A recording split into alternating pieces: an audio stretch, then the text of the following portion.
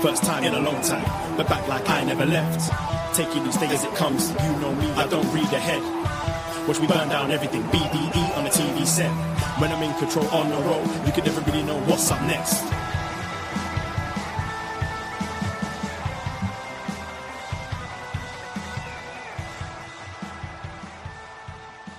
Hello. Hello, hello, hello.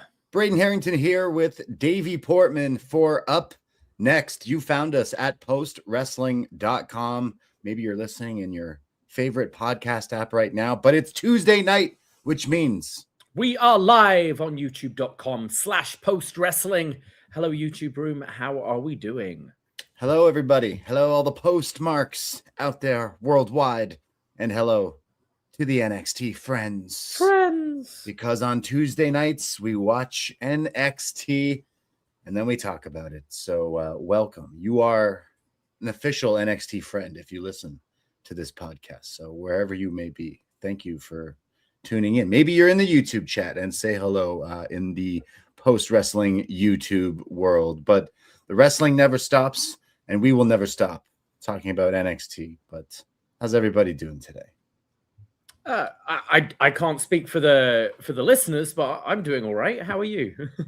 I'm doing good too. Yes, hopefully some people, no one in the chat's messages saying they're having the worst day ever. Well, we're here to cheer you up if that's the case. I don't know how well an NXT review might cheer you up, but we're going to do our best as we always do. But we just watched NXT. We're going to talk about it. I don't usually watch NXT on my MacBook because that's where I take my notes, but I was trying a viral TikTok recipe. So I was trying to cook while watching NXT. So I was like, all right, I'll just watch it on my, screen here. And then by the time I was done and about halfway through NXT, when I tried to watch it on my TV, it was like, you're watching on another screen. You cannot watch. So then I'm like, why isn't this working? So then I'm spending time trying to figure this out. So thank God for the commercial breaks and the bang and rave music that we get here on the Canadian Netflix thing. So I can just try to catch up through those things. Because I was like, I'm the one watching. I am the one watching. I know I'm the one watching. Why won't you let me watch Netflix?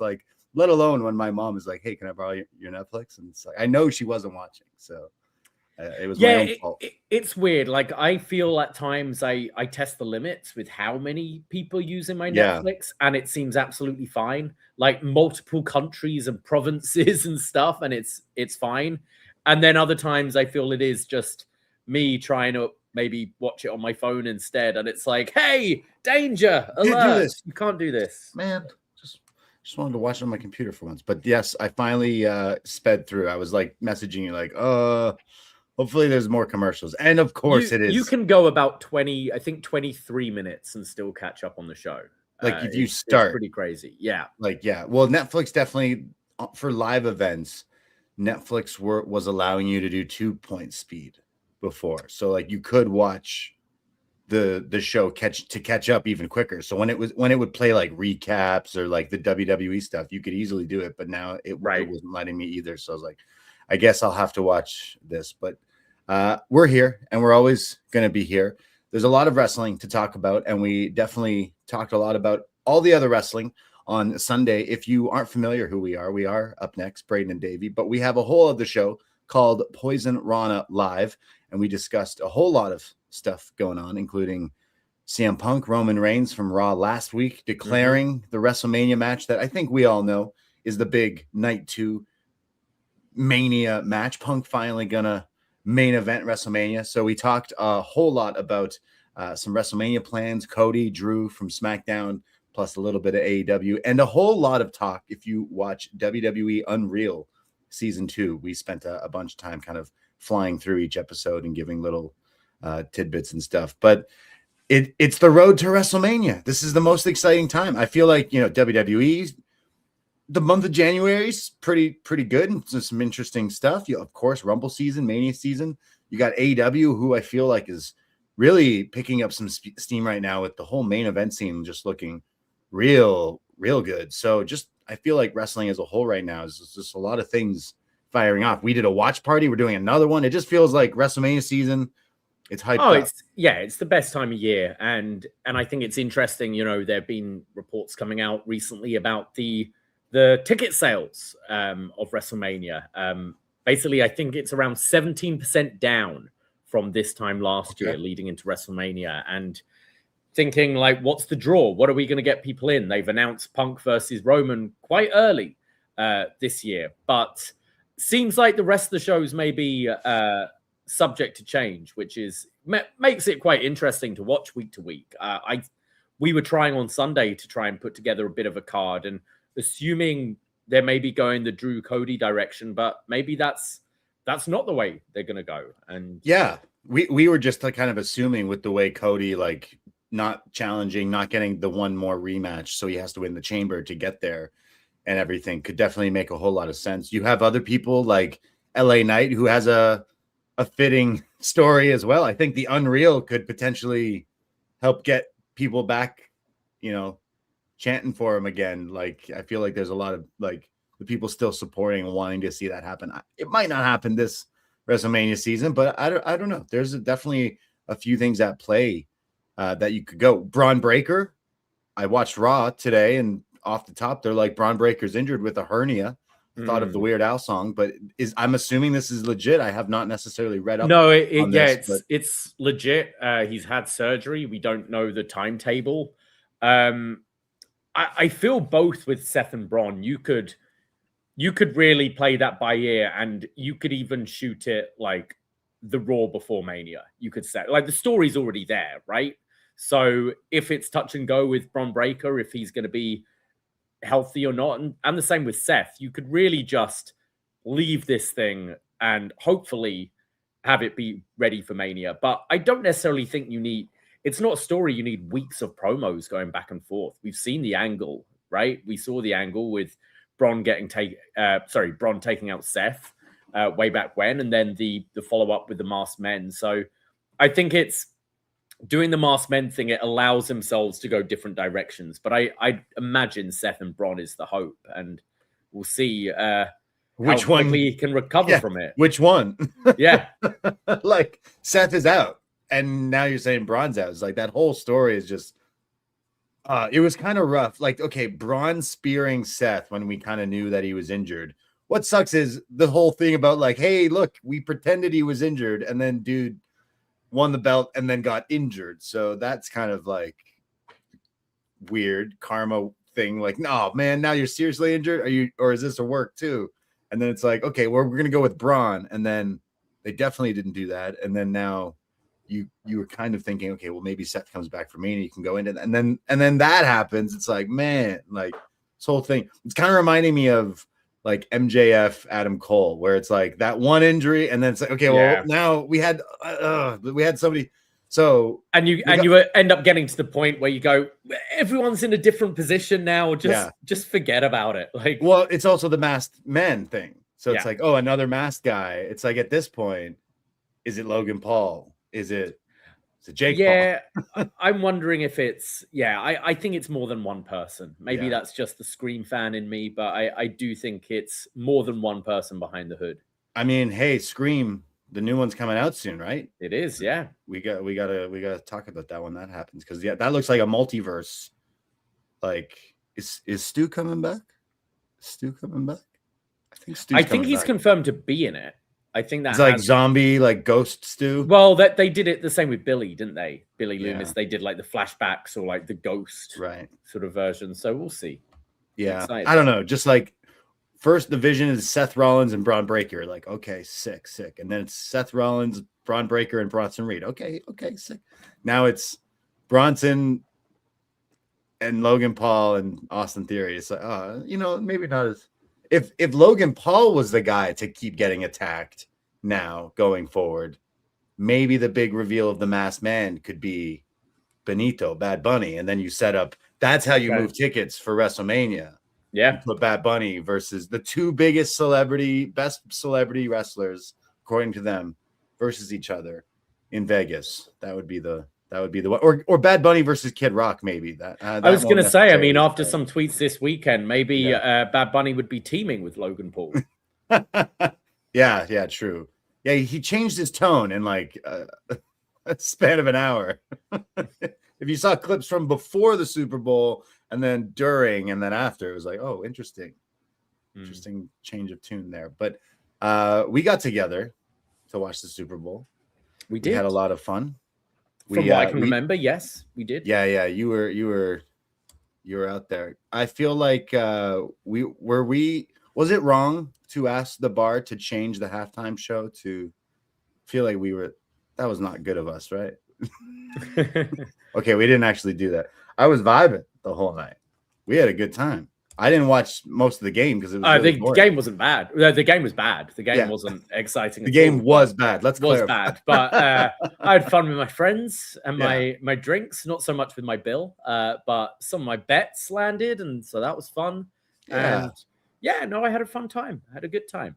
Yeah, I feel like it's another, like, okay, for me, I'm not a football fan, and I can get into anything when I'm there live and stuff. But Super Bowl is another reason just for people to get together, and the commercials talk about like, oh, look, the new movie trailer just dropped. Oh, some celebrities there, or oh, the halftime. Like it's always been the pop culture kind of thing to get together. And I like always watching the halftime show too. So I as we kind of said on Sunday, we were recording before we were going to go watch, and we were talking about how we both hate racists. If you ever wondered, we really I feel like we had a bit of a rant on Sunday, but we were anticipating the Bad Bunny halftime show, and I really liked it. We were vibing, we were salsa, we were shaking, we were grooving, and it was good. I didn't understand a damn word that man said, because I don't think he said cerveza at all throughout that whole thing. He did say Canada. I got that. He did. Yeah. Canada. So now everyone's pronouncing it with a Spanish accent. So yeah, Bad Bunny is babyface to Canada now, for people wondering because of that. But no, I thought it was great. I thought it was one of the better ones of the last few years. Yeah. And just it's crazy, all the stuff coming out of it. And I think he actually did a great job by, not necessarily doing fuck ICE, fuck Trump, those kind of stuff, but just keeping it like love and unity and that sort of stuff, which the message speaks very loudly. And if you know, but like how can you be angry about that? And just some of the about like, oh, America is English and we should be speaking English. Well, they don't actually have an official language to start with. And I believe the Super Bowl took place in Santa Clara, pretty Spanish sounding name, home of the San Francisco 49ers. San Francisco doesn't sound very English. Like there's all these Spanish places in this country, all these like, New Orleans, French, like it's such a, like America is made up of immigrants, and that's what the country is built on, unless you're, native, like, and it's just, all American. America's a continent, guys. So, and that's exactly what was being represented in this. I thought it was great. And I thought like, you're showing your true colors. Sure. Music's not for everyone, but it's 15 minutes of your time. Like you don't watch it. I haven't liked every artist that's performed at the Super Bowl, but I watch it and I accept it. And I can see a lot of people are having joy out of it. It's like, when did this, like, you had to understand that I can't understand half the words people are singing in English most of the time. Eddie Vedder, like any of the old, like, Screamo, like there's tons of music. Meanwhile, things like opera have been popular forever, and I don't think everyone speaks Italian yet can like go to the theater and watch an opera in a different language. Andrea Bocelli, whoever. Like it's ridiculous. Oh, sorry, I don't understand what he's saying. I don't know, but the vibe, I feel it. I feel like it's music. Like I love Japanese city pop. I have playlists upon hours of songs. I don't know what the fuck. I know they're singing about good stuff. They're probably singing about loving each other or people cheating on each other, and that's okay too. But I loved this performance. I thought it was very moving. Like it was so colorful, it was so bright. It had everything. It had ass shaking. It had Jessica Alba, trees. It had the green. I was loving. I felt just happy about. I couldn't imagine someone watching that and feeling like grouchy or like angry. And just check yourself. Like, it was so bizarre. I loved it. It was so much fun. I think one of my favorites for a long, long time. On Sunday, we were like, oh, no one ever touches Prince, of course. But like, I think just the vibes of it. Like, I hate using that phrase, but it is true. Like, it just felt nice. You just felt happy. You know, you just felt good. Watch. I've told you, I love his last album that has a lot of the samples of like old school, you know, that like mariachi and salsa and the mixed with the reggaeton. Oh, how do you feel bad about that? Kid Rock, when I was 10, was like the coolest dude ever. And now, especially today, that we're talking Tuesday now, I gotta say, Kid Rock's a bitch. Yeah. All day today, putting out interviews, putting out Twitter videos, Instagram, explaining why his show went the way it was, while still trying to iterate that it was a good show. It's like, no, if you have to explain about your show, I bro, haven't dived so far into it, but I think the video I saw partly was him saying, I wasn't lip syncing, but the track I was lip syncing to was out of sync with my lips. It's like, so sorry, what? It's like, it was not lip syncing, but it was pre-recorded and then it was live. It's like, no, dude. that's what lip syncing is. So, man, just like, again, I used to really like Kid Rock. Like, music is music. You know, I'm not saying I did skip it. He came on shuffle today on my, and I was like, I can't do it. So I don't know why it was on my shuffle to begin with, but remove that shit quickly for just right now. But man, American badass to the American sad ass. I thought he looked embarrassing today. So Bad Bunny, you killed it. So let's get him back in the WWE. Let's see another Mexican destroyer. Next time he performs, he needs a title. I remember when we were watching him in WWE, he was a 24/7 channel, and dude showed up on SNL and performed with the title. I was like, that's a real one right there. He maybe cares. He's Drew's opponent, you know? Drew versus Bad Bunny. Yeah. Yeah. Book it. I would like to see that. I would like to see Logan Paul versus Bad Bunny would be the big one, I think. Yeah. Like, one day it's gonna happen, I would say. But and that's like using, you know, I don't know now, like how huge. I mean, Bad Bunny was big when he was in WWE, but like how big he is now, like considering. I mean, yeah, like it's the numbers are out now. I'm not sure of the HBO Max numbers, but apparently one of the most watched Super Bowls. Was this Nielsen or Big Data and Panel, and like which? Yeah, according to the Observer. Actually, Meltzer did put out. He did, yeah. It's literally in front of me. He according to Dave Meltzer 2 hours ago, Super Bowl game did 124.9 million viewers. Halftime show did 128.2. Yeah, what are the HBO? Where does that factor in? The Netflix streams? Tony's been asking. They're not out there yet. He wishes we knew. He wishes. Yeah. Well, we had fun. Maybe out there you had fun too. And then we got messy. We won some swag. We won. What did you win? I have a PBR fanny pack. Did you get? Well, I just kept on demanding more. That I do remember that bit when I kept going, hey, I want one of them. I want a hat. So I think I had a t-shirt, a hat. We won the bar we were bag. at. Don't call it a bum bag. A fanny bum bag. A fanny means something else. I guess. Yeah, fannies. It's funny. That's what makes it even funnier, though. Yeah. We both won because I know I have one too. A toque. That's like a winter hat for Americans. A toque, and it's got the Stop speaking different languages, Braden. You're going to alienate our fans. Can't understand you. I feel like what did we get? We got these PWHL, so Pro Women's Hockey League toques, right? And we were like, yeah. So me and you both got one. They gave it to our table from the bar we were at. Shout out Local and Liberty. And we then went, somehow the corpses of us all were in an Uber and got to the next bar.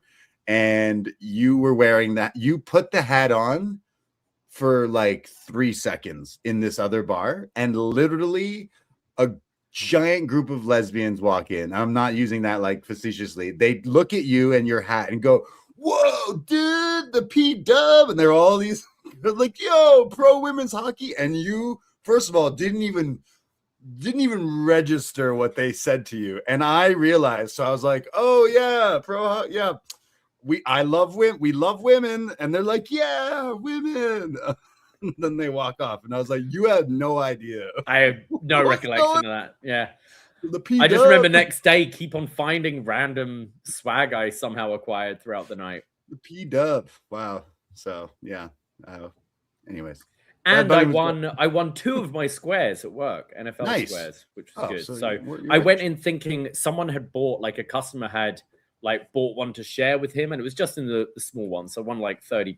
So went to collect that, and they were like, "No, David, you won $250." Nice. Like, oh, so pretty much covered my night because I then saw what my bill was. So it was about the same. Yes. Yeah. There was dry January. What's dry February? Non-existent. Yeah, I guess so far. Yeah. Well, if you want a night out and you are in the Toronto area, I think the next time I might have a cold one will be in just a few weeks. Saturday, February 28th, National at the Well, downtown Toronto. Poisonrana. We're throwing a watch party for Elimination Chamber. We're going to have the big screens on, all the TVs. We got some prizes, some raffles, some games, the wrestling drink specials. The Poisonrana's on deck. They were very popular. The Royal Rumble shots will return. I guess we have to call it Royal Rumble because it's punched in the machine and all that. But if there was a way to turn it into like the Elimination Chamber where you get 6 shots and you don't know what's coming. There's something there. There's something there. We'll play that with we'll do that ourselves at our table. But yes, if you're in the Toronto area, we have a great Toronto community of wrestling friends that we get together. We watch these fun events, and then we have some awesome prizes to give away. Our friends Pure Fandom got a memorabilia booth with tons of belts and masks and all sorts of stuff to buy. So we like to have a lot of fun with these wrestling parties. So if you're in the Toronto area, Poisonrana.ca to find the event right there. And National Downtown The Well is our new spot for our new home of Poisonrana hangouts for the wrestling events. And so far, so good. They were really awesome the last time we were there. So looking forward to seeing you. If you are a listener and you're thinking, oh, I want to come to this, absolutely. We'd love to see you. I got pins and stickers to give away. So please come say hi.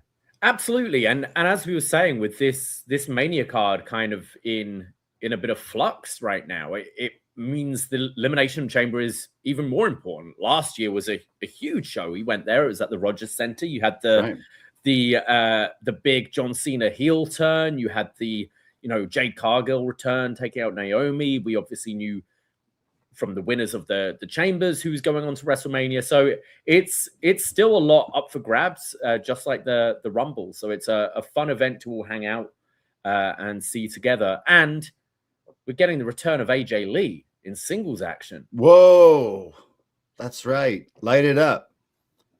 Man, I love Becky. But I hated that segment. I hated it too. I like Becky. Ever since Becky turned into the man, Becky is like one of the best to me, the biggest stars. But hated that segment last night. Didn't like AJ. I didn't like happy for the match, but it just felt so like this is a story. Okay, AJ's just come and gone, hasn't been around too long. It's a story that's gone on for months now at this point, when it started with Becky berating Punk and AJ Lee coming in you had the WrestlePalooza, which was that was the same day as All Out, wasn't it? So September, I believe, was it? Yeah. So it's been going on since then. You then had War Games, and it felt like really this should have been picked up at the Rumble with AJ Lee being the one to eliminate Becky. Like it just felt a little random with Natty being the one to eliminate Becky. So I don't know whether it was, AJ didn't want to work Saudi or something like that. But I don't know if she went out there with CM Punk or whatever. But it just felt really weird how it was set up on this Raw, where it was kind of like, oh yeah, remember that feud with AJ? We're going back to it. And it was just really slapdash and just lazy. And I thought the acting was bad. Like I like this sort of, Trumpy version of Becky. I know it's not everyone's cup of tea, but I think she's been pretty good at it. And it crossed a line. I thought she was so over the top. It was just quite embarrassing. And then AJ Lee, like, I don't really know what her character is right now, apart from I'm AJ Lee and I'm back. Like, I think AJ was always more interesting as a heel. Like, that's when she really shone with her acting. And I think it felt really flat to me. I'm still kind of curious and excited about the match. And yeah, I do see it maybe being more of an angle and us getting more of the proper match at Mania, maybe. Because I can't really see another direction for Becky for Mania. Yeah, so, true. Yeah. So I wonder if it seems weird to do it this close to WrestleMania and not, like, you would have thought AJ's first singles match back, you say, for WrestleMania, and you build it. So that's why I'm feeling this might be more of an angle or something. I don't know. I mean, it's a big spot for her to be in Chicago, right? Like, that's a big for sure. sell. Yeah, I mean, Chicago as well. You already have CM Punk, and, like, of course they're doing the stuff with Finn Balor and everything. So we're getting that match. So like, you're getting Punk, and now you're getting AJ. Like, that's definitely going to make that crowd really hot for both those two characters. So I can understand having a wrestle on this show, but it does make me think, like, isn't that a huge match that you would put on WrestleMania unless they do have bigger plans, or, like you said, a rematch or something. Yeah. But I hope they can get that back on track. Like, I hope the wrestling can be the match itself can be good, because I was pretty disappointed with that. Becky it was weird. It was weird. Yeah. Just like, oh, okay. Like, I felt I don't want to watch this anymore. But Raw wasn't my favorite. And again, like, the stuff with Braun, that definitely hurts, like, of where they were going with some big story there coming off the Rumble, and like the Punk stuff with Finn. It's like, we want to give you this match, and we know that Finn isn't winning this, and they're trying so hard to, like, I think they're doing a great job with it, despite us all knowing that Finn Balor doesn't have a chance. I think positioning it as just, it's more building up this reign of CM Punk, where he's defending this title a lot and is defending it every challenge. It's, in a way, adding a bit more prestige to this title reign. And I think him bringing back, he's brought it back a few times now, the 434-day reign. He kind of wants to recreate that. And we know this is the secondary title, but if he can be this fighting champion who's defending this title regularly, it does make it a bit more interesting. And I hope, yes, CM Punk, obviously, we're not getting Finn Balor versus Roman Reigns at WrestleMania. When we're hearing about plans changing and all that, I don't think that's one of the plans that's changing. We're not getting that match. But if it's a way that you could maybe spin it into Finn v Dom or something like that, so Finn does have a program coming out, it could work. And I kind of like the stuff throughout the show with Dom being like, oh, don't worry, JD will be back soon, and you can go off the tag titles, and Finn like, nah, absolutely not. So it's always a weird position, the Elimination Chamber title match, because you don't really see a title change happening. Like, but I thought they did good work with it. Like, I'm excited to see that match. I haven't liked a lot of Punk's in-ring work, but again, the guy is the best talker, and, like, can sell the story of him and Roman. If Roman's not going to be there half the time, because he's not, I feel like Punk is one guy who could literally be one. Like, we've seen Kevin Owens do it. We've seen the good talkers who don't need the other guy to basically really help sell this program. And I just think he's the character. Him being back is a big draw still for a lot of people. And I'm you can't even see that they would do anything to not do Roman Punk. So it's just the segment with Finn and him. I was like, yeah. And then they're even saying like, there's no way we're gonna ruin the WrestleMania main event. Like, sorry, Finn, you're not that guy, essentially. So that's the story, which they've turned it into. So turning the situation the best way, I guess you can, because I hope the match is good, and maybe Finn gets like a babyface turn afterwards, or I'm not sure. Like, he's always someone that since that SummerSlam, that injury, I don't know if he just ever like got to maybe this is the height. This is where he'll never go back to that other, like, I don't know, higher spot that maybe the ceiling people thought he was going to go to. I'm thinking back to that injury. That's probably like almost 10 years ago now with him on the main roster. Yeah, around that 2017, right? I think. Wow.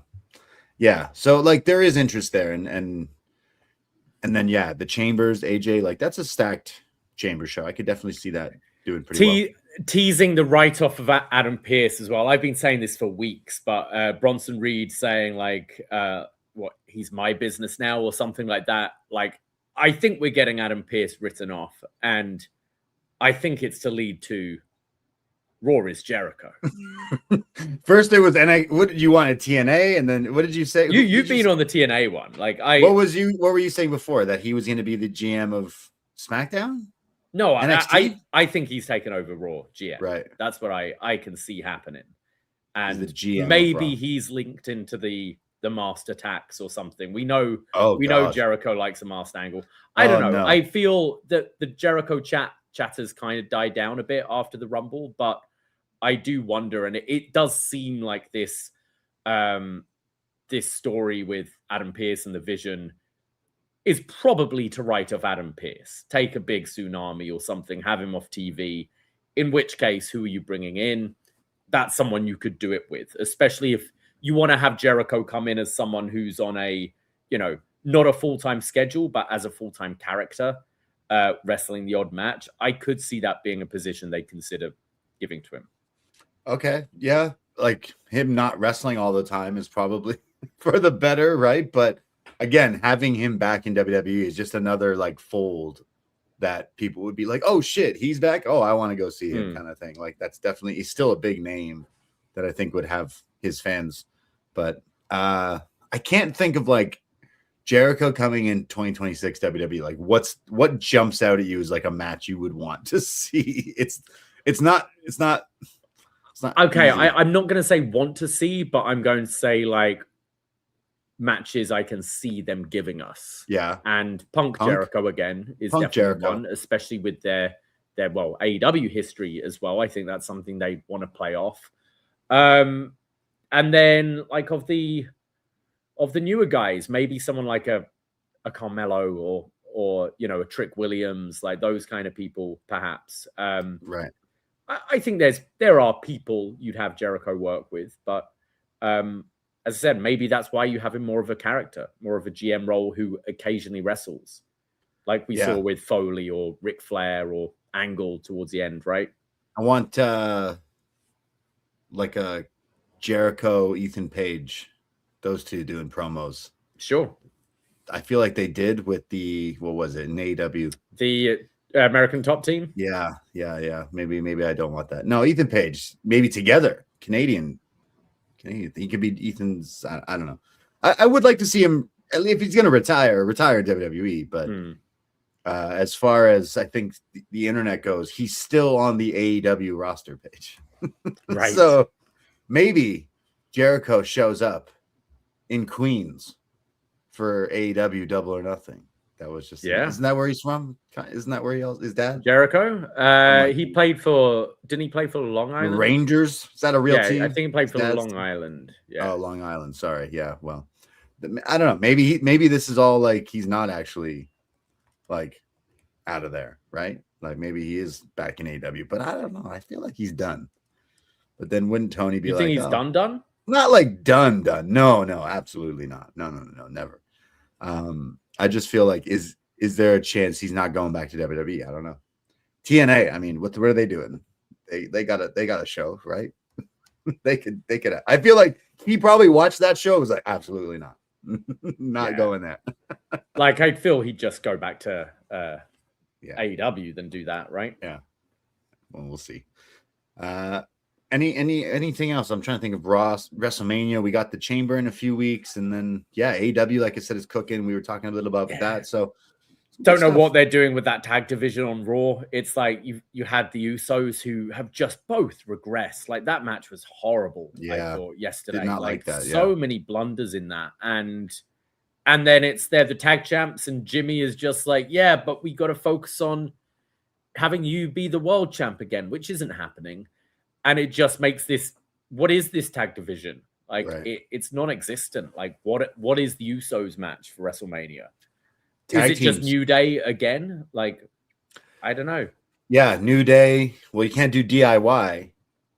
unless you get Johnny a new partner. But well, that's all the SmackDown division as well. I mean, sure, right. you can mix it up, but there's just no tag teams in WWE division right now. Yeah, the tag team division is definitely not something they seem to care about a whole lot. So, did you see though Johnny stirring the pot, changing his social media stuff around, removing WWE from a lot of his? I did notice that. Yeah. You think he'll go be all elite with his friends? I don't know. What's his status right now? His contract. If Ciampa survives Kyle Fletcher tomorrow night, then maybe Johnny can come hang out. Ciampa's like, for fuck's sake, man. Yeah, that's what I was gonna say. I feel like if I was Ciampa, I'd be like, can you fuck Stop off? Following like, can I just be a singles guy? A psycho killer, man. Oh, we'll talk about that psycho killer later tonight on NXT, a different one. But yeah, I don't know. Like Johnny, we're longtime hosts of this show, way too long, and we were big fans of the Johnny era, like Black and Gold era, Ciampa, Johnny, Cole, and all that and stuff. But I know that maybe people got over that and got sick of that. And Johnny might not be everyone's kind of cup of tea, but I would totally like to see Cuffs Off like Gargano go crazy and show what he could do. Because I feel like he hasn't done that necessarily. Okay, he was in some of these matches, but I don't know. It was a year ago with what DIY and the Guns TLC, yeah. Well, there was the Guns match, right? Wasn't that the Royal Rumble? I think, and I feel like everyone was just like, "Yeah, that was fine." It was just like, like, where's the spark of some? of these really, guys? those two like ladder TLC matches were the highlight. Were great, yeah. It's they've had him from. It's same mistake they did with Sami Zayn and Bayley. They've had this just brilliant natural babyface as a heel for most of his run, and I think he's bad at it. I don't think he's a good heel. I think it's a very like lower mid card act, Johnny Gargano as a heel, whereas the underdog wrestler, I think there's a much higher ceiling for. Yeah, just the story of like him as the underdog would easily get him back over if maybe given the right time or opportunity. But yeah, I found that interesting. Now I don't know. Johnny and Candice seem like they're like lifers, right? Like they showed up to the Hall of Fame with like Triple H gear and stuff. Like they're deep into like I just don't see them going. But that was interesting. Ciampa first, and then Johnny. Who knows? Maybe they'll recreate. He'll attack Ciampa, but get his revenge all these years later. Like see, you attacked me and. I don't know. I mean, Fletcher could win that title back on Wednesday, right? Like, isn't that that's tomorrow? That could right? be it. Yeah, that could be that to go into Australia. Awesome. Yeah, that match sounds awesome. Oh yeah, Grand Slam this week. Yeah, that definitely sounds good. Well, we'll talk about the rest of AEW this Sunday. We will be live at 2 p.m. on Poison Rana. Search us in your YouTubes or your podcast app, Poison Rana Pod. Give us a follow. We have tons of free shows. Like we said, our show from last Sunday, talking all about Unreal Season 2. Plus, this week, we'll talk more about Raw, SmackDown, Dynamite, and, I guess Grand Slam, right? Like, that will be the Saturday. So we will be able to talk a little bit about that as well. So tune in on Sunday. But we do have tons of other shows. If you want to nerd out over the wrestling, we got a show for you. Are you in the feels about AJ Styles? We sure are, because every day it's like, oh no, it's not going to happen. Oh no, is he going to go? Is he just done? And then he did a podcast with Stephanie McMahon. I was like, man, maybe he is done. I don't know. My attitude is changing every day. But in honor of AJ retiring, quote unquote, we do it justice the only way we know how, by honoring the phenomenal one with part 1 of our series, Best Match Ever, AJ Styles. And part 1 was AJ in TNA Wrestling, where we have this beautiful curated playlist of about 7 matches from AJ Styles throughout his career in TNA. We linked them all on our Patreon for you. They're free to watch on TNA's YouTube. And then we review, rate, discuss, and talk all about the best of AJ in TNA. And it was awesome. These matches are crazy. So highly recommend. Yeah, really enjoyed this show. Looking forward to doing part 2 and 3 sometime down the line. But yeah, had a lot of fun with this one, and a lot of these matches, first time for me seeing them. And absolutely, like AJ, Samoa Joe, Christopher Daniels, Jerry Lynn, Kurt Angle. The matches were great. Bring back the double elimination match. The double elimination match from like the Yeah. second ever TNA show Yeah. from 02. It's a crazy match. We talk all about it. They peaked at episode 2, unfortunately, but yeah. That was it. They never did another. No, they did. They have tons of great shows. I know. We have that show that just came out. We recently, if you know, it's February. We did our best match ever 1 and 2 of 2025, which was a ton of fun talking all about that. We do movie reviews as well. We did Ready Player One, which is a show called Up Yours, where our family member world champs pick stuff and then we talk about it and then have them on at the end to get their thoughts and play some trivia. So Ready Player One was great. Nerded out about Mecha, Godzilla, and all that.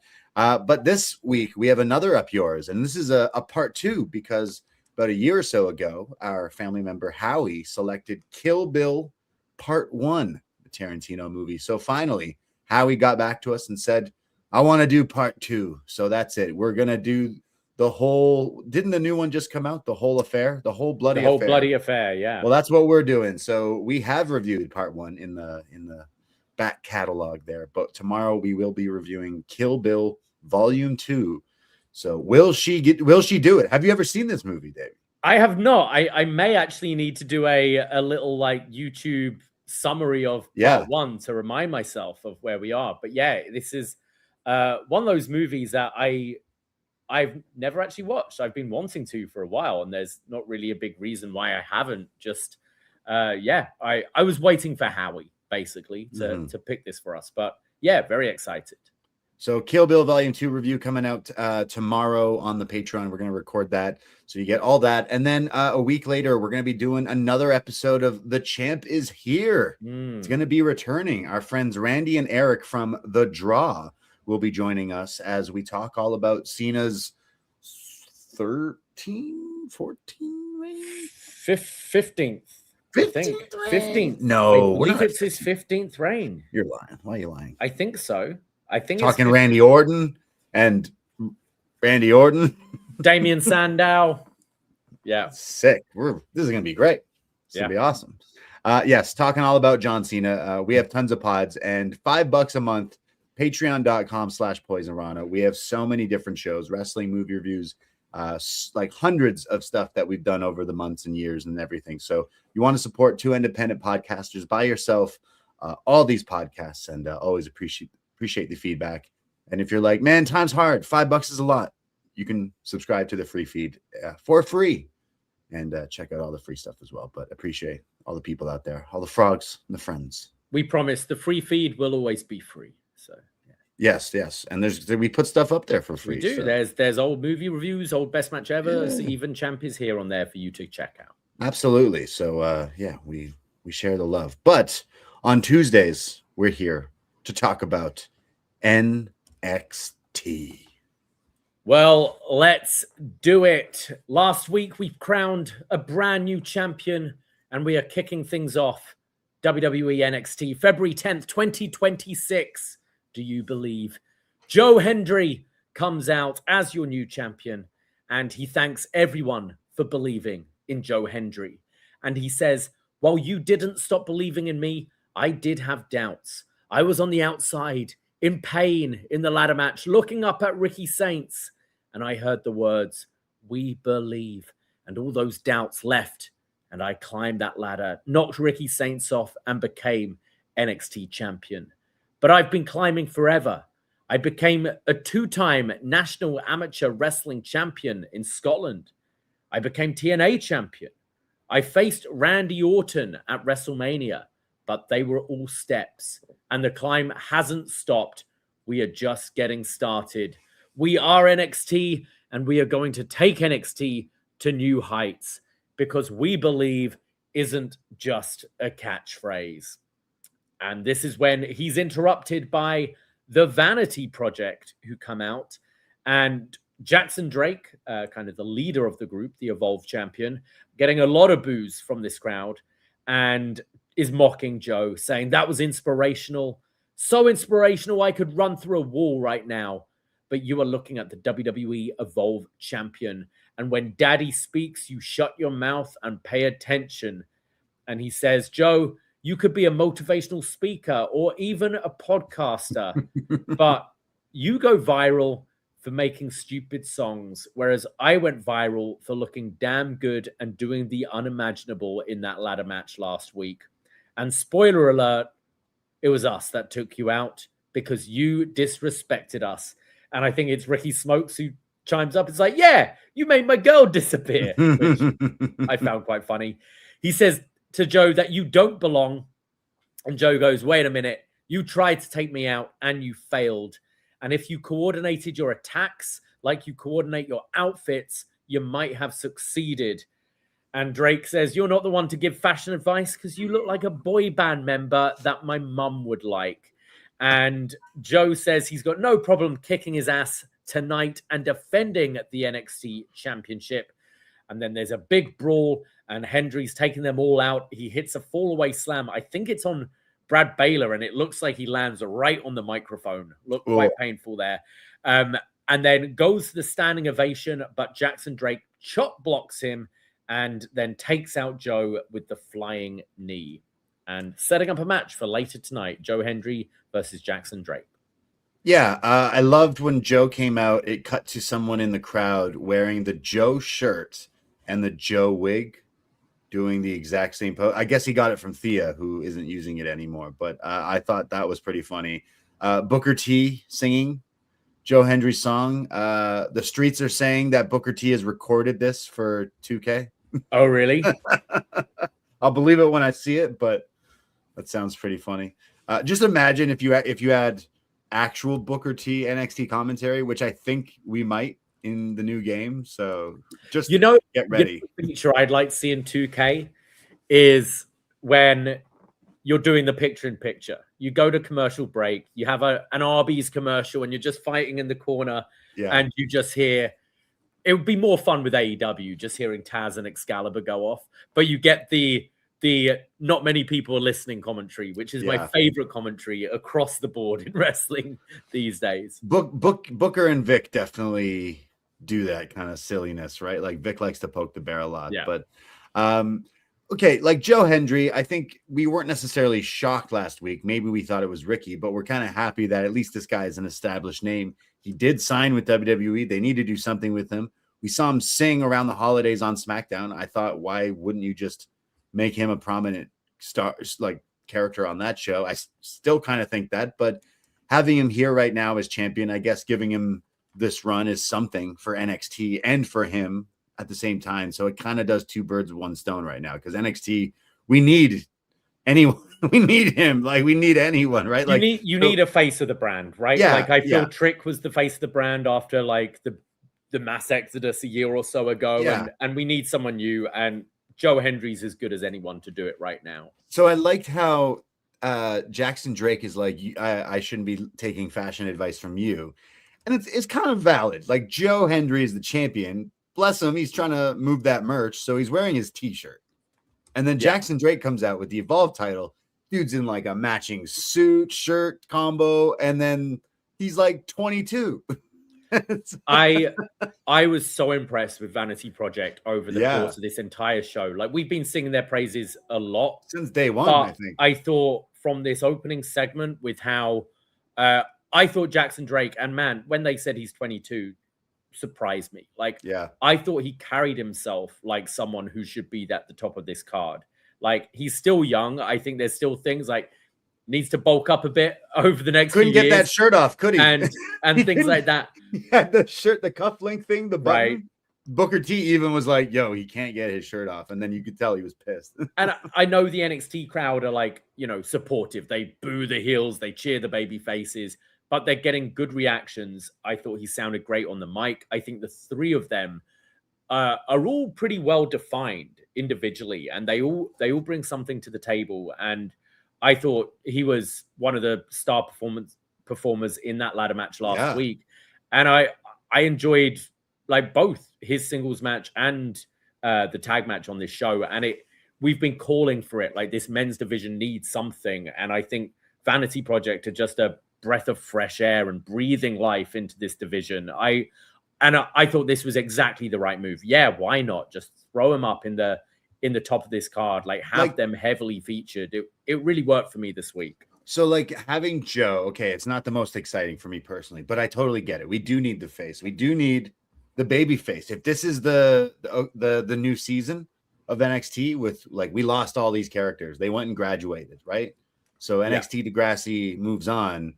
Joe being one of the big guys that the names that we do know, you have him as the baby face. Eventually you have that heel who, okay, we're going to jumping ahead, but Ricky and Joe definitely going to have a bit of a feud, but like having someone take that from Joe or having someone take that from Ricky, who are already established names, will help make the next crop of whoever that person is to become the next champion, etc. We've seen that. We saw them do it when they brought back Joe. It was a failed attempt, but they did it. They seen it when they did with Ziggler, kind of a thing. Ciampa with Braun Breaker. Like, you have a name that someone beats that then helps. Yeah. And right now, out of the fresh crop, as soon as we started seeing a lot more of not only Jackson Drake, but the other two, like they kind of dropped calling them Swipe Right. They just call them Vanity Project as the group. Yeah. But ever since we saw them on TV, we're like, okay, these kids are pretty funny. And then we watch them wrestle. We're like, oh, they're actual wrestlers. Okay.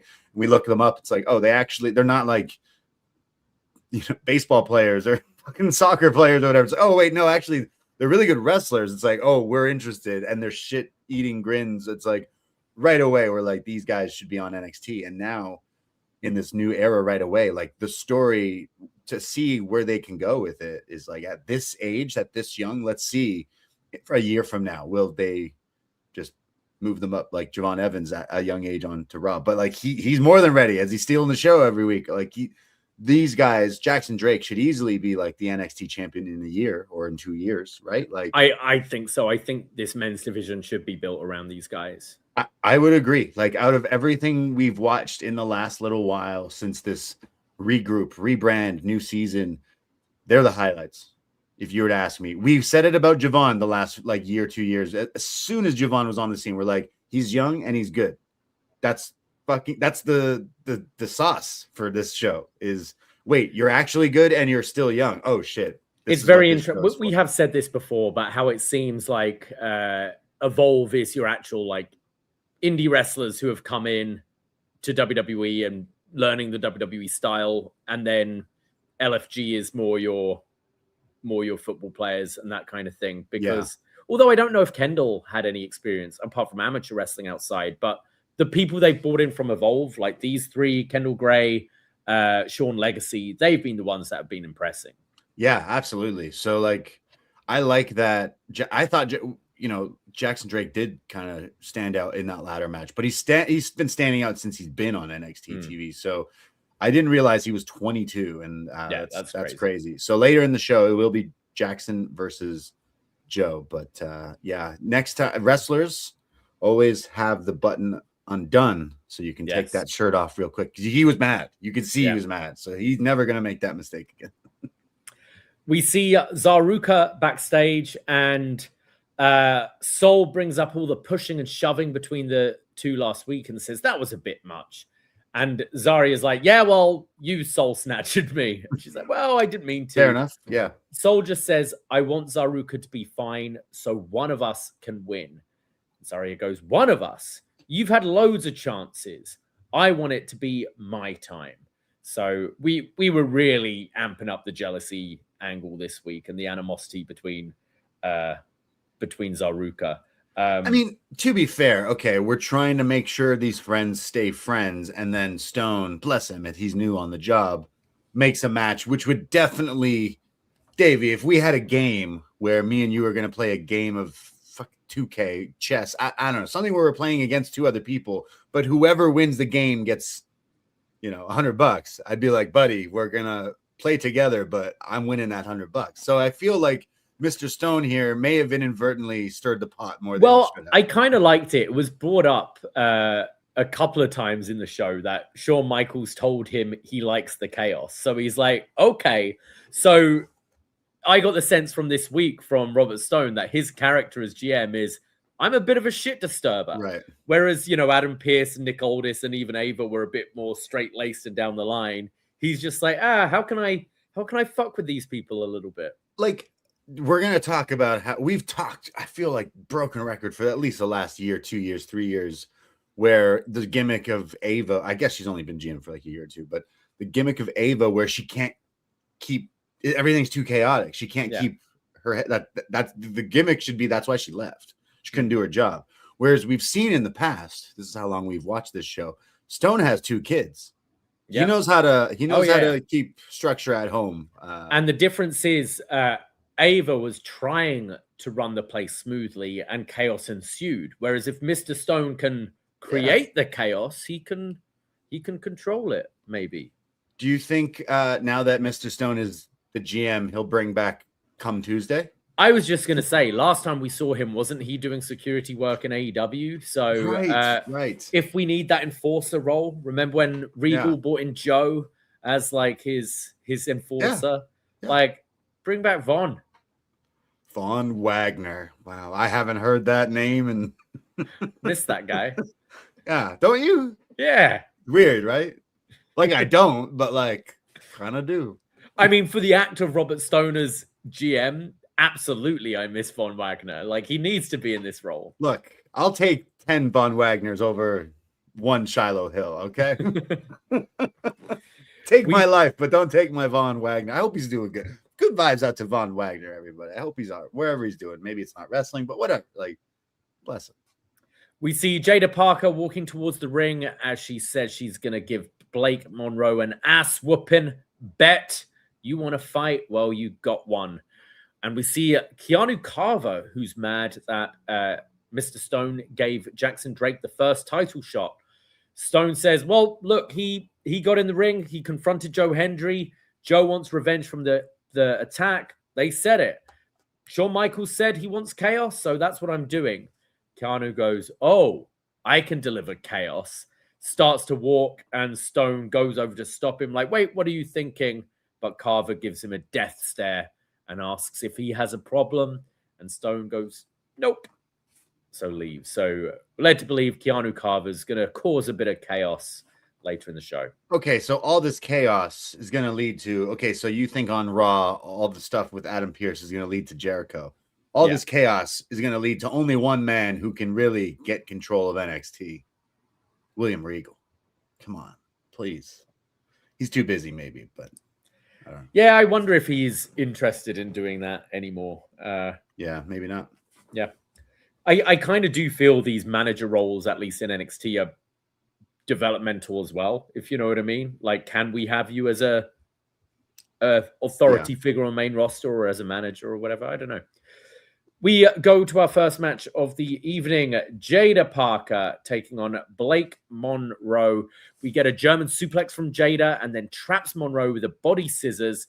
Monroe comes back with a Fez press and takes control of the match. There's some strikes to the back. And then during the break, Jaida goes for a suplex and Blake counters it with this nasty looking DDT, which it was either very good selling or Jaida was rocked here because this looked nasty and kind of, I think Vic and Booker both gasped on commentary during this. Yeah, I had to rewind this once or twice because it looks like Blake is trying to suplex her, but instead just spikes her with this DDT. I don't think it was an intentional thing, and you could see the ref was really checking on Jaida, so I hope she's okay. It was rough.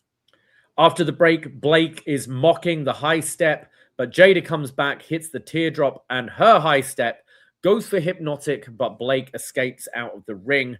And they start brawling around the outside when they're counted out. It's a double count out. They continue the brawl, and refs and security all run out to try to take them apart. And Jaida starts fighting them off and ends up putting one of the security men through a barricade. She's beating all these guys up. Kick to the nuts. Just all these poor jobber cops. And see, NXT is just not safe. If you ever want to work there, wrestler or not, it's just a dangerous environment. And trust me, this isn't even the most dangerous we're going to see of this environment on this episode. But I imagine this feud continues. We have the big show in 2 weeks in Georgia. I wonder if we get some sort of gimmick match, like Falls Count Anywhere or something. Yeah, like that's that. what it feels like it's building to, right? Now, this is where I call to the NXT friends out there. Ignore my ignorance, but why when Jaida does the high step, is Booker T yelling Syracuse. Now I'm familiar with Syracuse, New York. I've been there, but is this a relation? Is this from I know who did the high step? Not a basketball. I have no idea. Oh man, I swear I know why the high step. Now I'm blanking, but him yelling Syracuse, and then she did it a second time, and then he yelled something else, and then Vic is like, "Wait, why were you shouting Syracuse then?" So that just completely like threw me off. I'm like, is it because like someone from Syracuse does this? Like, I have no idea. Like Booker T yells giggity, giggity, giggity sometimes. So like sometimes maybe we got to take what he says with a grain of salt, but this man just be yelling anything at sometimes because there must be a reason. Like Kung Pao Chicken. Yeah, exactly. When the feed cuts and I hear him just yelling Kung Pao Chicken, I'm like, who the fuck are you talking to about this Kung Pao Chicken? So here he's yelling Syracuse. I'm like, what are you talking about? So someone's going to correct me and I'm going to be like, oh, okay, that makes sense. But Booker, yeah, maybe explain. Yeah, like it's, I think these two kind of on mic have a pretty good chemistry. I thought Blake looked a little rough in this, that DDT spot, but I also thought some of her strikes just look weak. And it's, there's something that's just not clicking with Blake Monroe with me. And I feel maybe she's being exposed a little bit because this isn't the same person who had that match with Toni Storm. Night and day. It's crazy. I feel the same way. And I thought Jaida looked like the veteran in this match. It was weird. Yeah, I thought the same thing. I thought Blake was off her step. Maybe it was that one spot that like freaked her out or like both ways. If it rocked her, but then freaked her out. I don't know, but I didn't find there was a good connect. I don't think she's had a connection since being I can't think of so. an in-ring match that she's impressed at all. Yeah. And think like last year, people were talking about one of the best matches she of the was year. In our top 5 matches of the year last year, which is just it's that's how good Timeless is. Okay. Yeah. That's just like I kind of wish she was good right now. We could use her. I feel like being a top. She's still finding her groove. Like I'm not necessarily writing it off, but yeah, this I didn't like this. And then it's setting up for a rematch. Maybe they can do a make good. Reckon in Atlanta? Yeah, in 2 weeks probably. We have a progressive focus on Tatum Paxley. This was kind of interesting. You have a progressive, which is what, car insurance, and then you have someone who's drowning, trying to not drown in a lake in an accident. So it's a very stylized video of Tatum Paxley, and it's all black and white, and she's drowning, essentially. She's drowning in this lake, and she says like that she feels like she's been drowning and sinking for most of her life, and her time with Izzy made her feel even heavier, and she kept looking for reassurance and was just searching for pieces of herself. And she explains that she played with dolls so she could at least have some control of the story, but she held on too tightly and lost sight of who she already was. So I let go. And when I did, everything slowed down and I saw things clearly. The strength I sought in other people, the comfort and the peace was already inside me. And the feud with Izzy is not about control. It's about clarity. And I will walk out, not the version of Tatum that Izzy tried to create, but the version I was meant to be. Yeah, spooky Paxley, bit of a reset here. I think coming off that, the culling, like I feel like she still could go after Izzy for the North American Championship, right? But I don't know. Like Tatum, she got popular enough. They gave her that run with the title. We'll see where this goes. I do imagine just another match with Izzy, but it was kind of generic, spooky stuff for me. The visuals are cool, I guess. I didn't get spooky with this. I felt more, like it. You see Darby? These things in. Sorry. Kind of like Darby. Like I know spooky, but it's black and white. There's but things coming out of her. What is this tentacle? You see these kind of things in films, right? Where your hero like dies for a second, and then they're in like a purgatory land and they're drowning, and they get to choose: do I allow myself to drown, or do I swim to the surface and come free? And then they wake up and they've had that moment of clarity. Like, it's seen it in films and stuff before. I don't know. I thought the video was quite cool, but where it goes from here is another thing. Because so let's move on. We go to Kale Dixon, who is mad at Uriah Connors for walking out last week. And he says, "Don't you remember what we did? Chase U was dead, and we bought it back. We owe it to Mr. Chase." And Connors says, "We don't owe him shit. He held us down. He stopped us becoming who we should be." And this is when Lexis King, Ariana Grace, and Stax walk in. And Connors says, "Look, I've been hiding from who my dad is all this time, but it's time to embrace it." And Lexis says, "Yes, it's your birthright." And Connors goes, "Yeah, I'll talk to him." So he says he's going to talk to his dad. Yeah, who's Mr. Connors? Clark Connors? Dr. Connors? Kurt Connors? Yeah. So again, like, we know this is Finley's kid, but if you just watch NXT every week, you're like, sorry, who the fuck is this guy's dad? I'll talk to my dad. It's like, sorry, who's your dad? They'll explain. I think they'll explain. You know, all the power and blessings to Mr. Chase. We can't come on here and, you know, talk shit about Mr. Chase, but everything Uriah Connors said in this promo was exactly true. Yeah. Kayfabe or not, like, how do you introduce two Jamokes and go, "Oh, we're the new Chase U"? It's like, get fucked. And they've just been doing this, and it's been dying a horrible death. And Chase should be, I think you said last week, just make Andre Chase the GM at this point, and he'll be fine in that role, because Kale will I don't know what he's gonna do. Like, he's okay too when it comes to the wrestling, but Uriah needs a whole new something. So this, again, it sounds crazy to say in the last few weeks, but like the Lexis King Nepo Babies faction is what's best for NXT right now. Let's rehab some of these misfits characters that, like, hopefully can go somewhere. And Uriah, like, he's still new, he's still young, and yeah, if you don't know, he's Finley's kid, and so is these other people, and the Nepo Baby birthright group is coming soon. So I imagine they do explain, and then they're gonna get Charlie, right? So, well, I think it's assumed Charlie's involved. Do you see Uriah talking to his dad being a way to bring in Big Brother David to lead the group? Maybe. Yeah, that would be pretty good. I mean, I don't know what the age difference is, but David looks like he's the next Pokemon evolution, like, of Uriah Connors. Like, he's huge, and like, he's definitely someone 32. He's got so he's like, he's definitely older. I don't know. He's got something. He looks like a WWE kind of guy. And is Finley in AEW? Is he working with? No, I think he's still a producer for WWE. I feel like he was let go, wasn't he? I forget, but he's definitely still watching wrestling. Yeah, he works at the PC.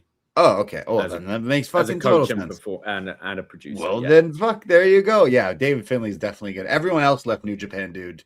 Get your big gun and bring it on over to Florida. They like guns in Florida. You'll be fine, David Finley, with that big giant gun that you brought out at Wrestle Kingdom. Add Charlie to this group. You know what should happen is Lexis King is the one who's the mastermind, and then they end up Stax and Ariana, and then you just fuck off Lex and Stax and Ariana, and then have Uriah, Charlie, and David Finley, and then we're talking. Now that's a stable. So, but that's true. The birthright. As silly as this Chase U thing has been, at least, like, I think both Kale and Uriah have grown pretty confident as, like, speaking characters. You know, I thought both sounded good here, and their wrestling has impressed. So now if we can give them a bit more serious stuff to work with, I see something in both of them. They could be something down the line. I agree, especially Uriah. I do find, like, there's something there. He mentioned, yeah, my dad knows your dad. Has Finlay and Pillman ever fought? I'm assuming so. WCW. They must have crossed paths somehow, some way. So sorry, Finlay and who? Pillman. Like Finley's dad and Pillman, right? So right. Down the yeah. With you. Were you thinking Lexus's dad? I was thinking Brian Pillman Jr. like outside of WWE. Like right. One that maybe they have. We cut back to the commentary desk, and this is crazy. We thought Tommaso Ciampa had left WWE, but the Psycho Killer himself was just behind Vic and Book. What was this? I was like, what? What is going on right now? So this was it's a promotion for a new movie, but we're so used to weird shit in NXT that I'm just thinking, is this a new wrestler? Who is this? Is this Brooks Jensen in a mask? Is he doing a new gimmick? I'm not even lying. That is exactly like it's fucking wrestling. And I was like, this is someone's gimmick. That looks like shit. And it's like, no, it's from this movie. I was like, oh, it's from a movie. And then you had Vic and Book having to do the job of selling this thing. What did they say? It's like, this is the most wanted criminal in the world right now or something like that. And I was like, excuse me, what's going on? Who's there? And then it's like this guy wearing a Pulp Fiction gimp mask with these glasses, and this is ridiculous. I am not going to watch this movie. A highway patrol officer sets out to find the man responsible for the brutal murder of her husband. Her quest leads her to a sadistic serial killer whose mental depravity and sinister agenda is more twisted than anyone could have ever imagined. Wow. Is this like a CW movie or a Netflix movie? Like, what is this? It's coming out in theaters. It's from the twisted writer of 7, 8mm, and the producers of Barbarian and Weapons. All of those movies are good. All those movies are good, yeah. So maybe we go watch it, but this didn't. I mean, they've taken the mask from 8mm, haven't they? It's very gimp snuff, kind of weird. Fashion Brothers, yeah. Really weird. I just liked how they got Booker T and Vic to sell that there's this killer sitting behind them. It's like, dude, it's Florida. Come on. That's not the weirdest thing they saw all day. I'm looking at the cast. Of course, Malcolm McDowell is in it. Like, what isn't he in? Malcolm McDowell. Clockwork Orange. Right, Alec, yeah. But like, just Rob Zombie. Plays old evil man. Yes, Loomis in Rob Zombie. Yeah. Yeah.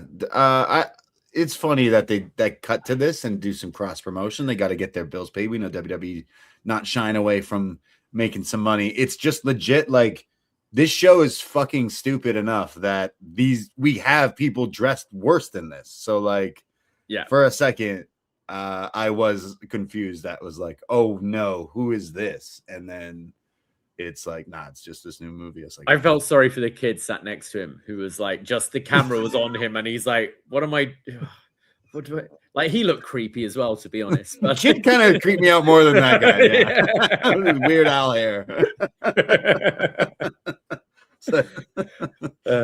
What wrestler was dressed like this? Do you think it had to be a wrestler? Was it Brooks? Was it a boy? Yeah.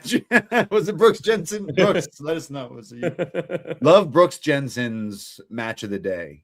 Hell yeah. From the Performance Center. And Jelly Roll from Unreal, by the way. Yeah. That was pretty cool too. Shout out Brooks Jensen. We miss him on TV. Book him. We go to our next match. It's a speed tournament match. Josh Briggs taking on, let me get this right, Eli Knight. Yeah. Fuck. Like, they got to change that name. Come on. Eli Knight, you don't like it? Not in a promotion where you have LA Knight, whose name is Eli Drake. Come on. It confuses the hell out of me, but yeah. What didn't confuse the hell out of me was how this guy beat Josh Briggs in 2 minutes. Yes. So we all know this by now. This is a tournament match. The winner will face Elio LaFleur in the final, and the winner of that will go on to face Jasper Troy for the speed title. These are 3-minute matches. Very fast start to the match here. Eli Knight leaps to the top with a moonsault to the floor in the first 50 seconds. We get 1 minute left. There's a backbreaker and a huge clothesline to the back from Briggs. Knight comes back with a roll-up and a super kick, goes up top, and oh boy, hits this moonsault, and his knees just absolutely crush Josh Briggs on this landing. This looked nasty. And 1, 2, 3, Eli Knight defeats Josh Briggs in 2 minutes. 2 minutes, literally 55 seconds left. Yeah. On this match. So what were we saying last week, the week before that about Josh Briggs? They literally have Booker on commentary being like, yo, why is this guy here? This is crazy.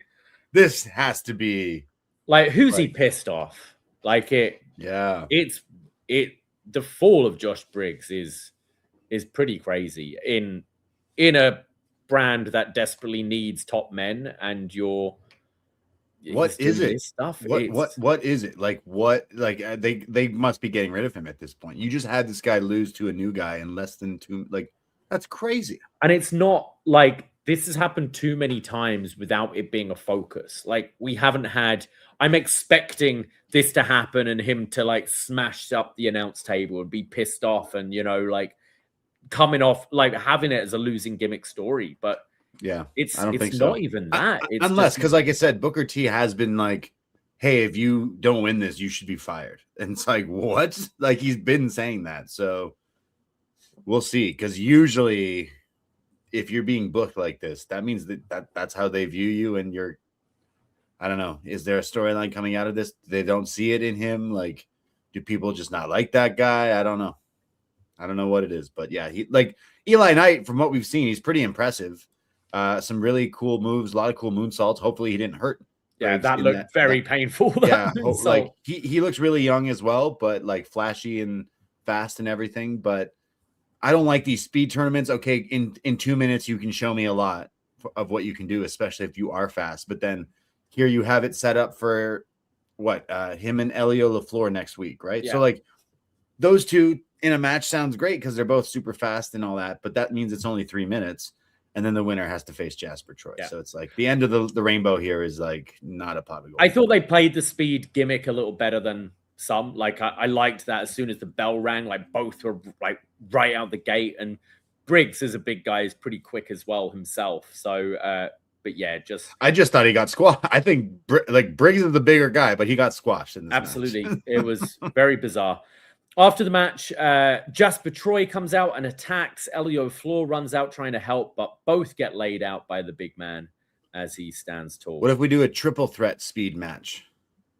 It's like it's 10 minutes long. It's just a match. It's just a normal match. Just a match.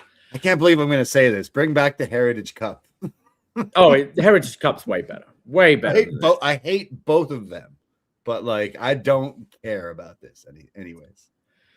We see Lola Vice backstage having her hand checked. If you remember, Kalani Jordan attacked it last week in the steel steps.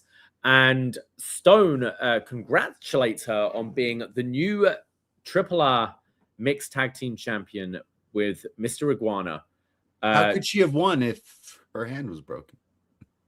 Well, she fought through it. She had a partner, Also, this was Chelsea Green, who's out injured at the moment, so had a replacement, and they dropped the titles to Iguana and Lola Vice. Apparently, I've been hearing like pretty positive things about that AAA show on YouTube. It's apparently been a pretty fun.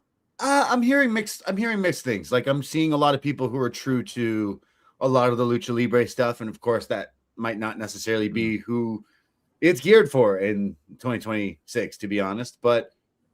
Like it's more wrestling for us to watch, and we do watch a lot as it is, but like I'm happy that it's a thing, but I have seen people kind of critiquing in the way of like I'm seeing a lot of people with WWE like rewriting history of like, oh, AAA was like non-existent before this. And it's like, well, no, that's not how that works. But they pre-taped, right? Like a bunch. So this was from when? I don't know, because Chelsea only got injured on Friday.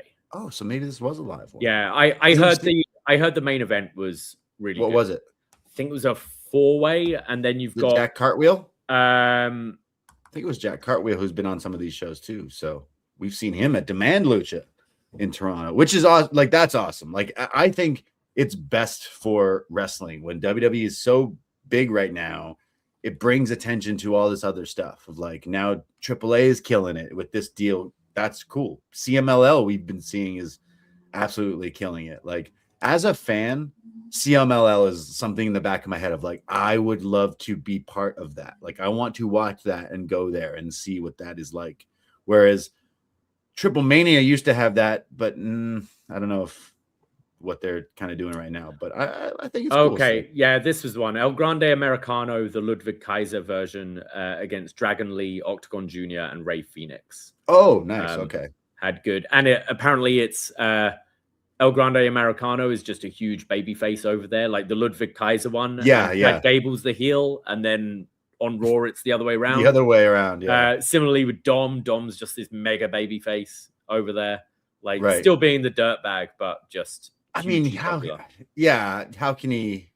I feel like we need the big Rey Mysterio, like Dom match in a big AAA pay-per-view or something. But I don't know. I do want to watch more of it. I could keep saying every year, like, I want to watch more CMLL and stuff. But I've seen that we've seen some of the Lucha guys that we've seen at like our Demand Luchas are now featured on a lot of these shows. So it's really cool to also see that. So Lola's having her hand checked out and is congratulated on becoming the new mixed tag champ. And he says, you do have a match scheduled for next week against Kalani, but if you're too hurt, I can postpone it. And she says, nope, I'll fight her. How dare you? Do not postpone this match. I'll fight her next week. When, wouldn't you know it, Kalani Jordan attacks her and re-aggravates that hand injury. So as she's like, no, I want the match, the doctor who's inspecting her with Stone, another person comes over and says, Doc, sorry, something's gone wrong. You need to leave. And they're like, no, you need to tend to her. So when they do that is when Kalani like comes out of nowhere and is like, bitch, and then stomps, puts her hand in a drawer and then stomps on it again. So 2 weeks in a row of getting his hand fucked up. But then the camera like follows and goes to the crime scene. Was it the psycho killer that did this? We see, I assume it's Keanu Carver, because he said he was going to cause some chaos. And we see Sean Legacy and I think some other jobbers just there's like 10 people almost laid out here. You see it. Reminds me, you just didn't see it. It's like the aftermath. Remember, is it AEW? Is it Lance Archer, who throws the guys up like into the ceiling, right? The panels all fall out. Like, that's what it looked like here, right? So all these guys like laid out here by Keanu Carter. This was literally chaos, like what we've been joking about with the Robert Stone, like, oh, chaos. This is literally a guy who just took out like 10 people backstage. So it looked like a crime scene here. So that's the gimmick of Keanu Carver. We cut to Dark State, who are in the ring, and Dion Lennox says, we belong in the main event, and I proved that last week being in that ladder match. And we're playing on a championship level. It's only a matter of time before we hold that title. Cutler James says Dion Lennox is a future champion, but D'Angelo said some stuff, and you think you can take us on? Well, nothing has changed. We are stronger than ever, and you are lonelier than ever. And for us to control NXT, we had to destroy an existing pillar, and that was you. So do your soul searching somewhere else. Osiris then says, and don't think we've forgotten about the culling. We still have our eyes on them. Saquon Sugars gets on the mic and he just goes, bruh. And then Spears and Nico are on the perch, watching on. And they say, ladies, stop. I know you were hoping you'd see us in the ring, but we're smart. We're not going to go in on a 4-on-2 situation. We plan first and conquer later. That's our advantage, and you'll find out later. Nico says, weakness is what we prey on. Dark State, you are the hunted, and we are the hunters. The culling has come to purge you. And then the lights go off and start flickering around, just like Dark State. But it's OTM who has stood in the crowd. And Broncos... This was brutal. The lights came on and the camera's on him but his light hasn't turned on yet. Yeah. So he starts talking, and then the light turns on. So then he stops, and then he's like, he starts talking again. It's like, oh my God. He goes, we thought we'd play a trick out of Dark State playbook. The NXT tag titles were ours. And Nico and Spears, you want to wait? Well, wait. OTM ain't missing twice. And then Hank and Tank come out and said, last time we checked, we're the only ones with a taste of NXT tag team gold. So after we beat Vanity Project, blah, blah, blah, blah, blah, blah, blah, honk, honk. And they all start to brawl. And Tony D'Angelo comes out and takes out Dark State.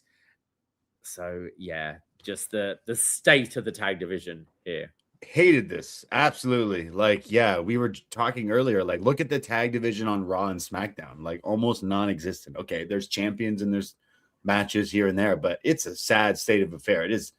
If you watch that show, you know it is. They don't treat it as an important part of that show as of late, and neither has they done that since Fraxim left.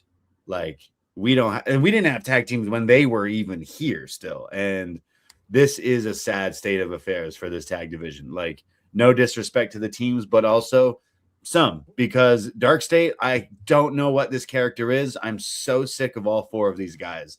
And last week they threw Tony D out there with this new gimmick to cut a promo in the deep waters. I thought Tony D fucking drowned out there. Like, I hated his promo last week and the story with Dion Lennox and whatever this is. And then you have Dion Lennox who started talking. Now, mind you, I kind of like Dion Lennox. I'd say he isn't a lost cause. He does sound good. He looks good. He's a pretty decent wrestler from what we've seen. There's still something there.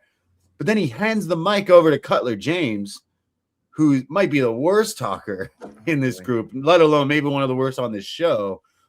And he's just cookie cutter play wrestler stuff. And then the other two in this group. And then on top of that, you have Sean Spears. And then Hank and Tank come out in what look like Hot Cheetos jerseys. This was so messy all over the place. And it doesn't make me want to watch any of these teams versus any of these teams. Like, absolutely none of these people. And I Dark State is just, I forgot they were champions. Like, absolute mess of this division. Like, what is happening? Hire some tag teams right now. Regal, go to some indie shows, find some tag teams, because, like, what is going on here? This was bad. Yeah, just a sad state, all of them. Don't just the Dark State promo. It's just about it's nothing. So drab. I don't know what is their gimmick. Yeah, what is their gimmick? Even like Sugars, we say, is the best talker. Not like he's saying this copy paste of the same shit. It's even worse later, and I'm not joking. It's just the four of them are bruh, on site, bruh, on site. Oh, you better watch out. You better keep your head on a swivel, bruh, on site, bruh. Like, fuck off. What are you talking about?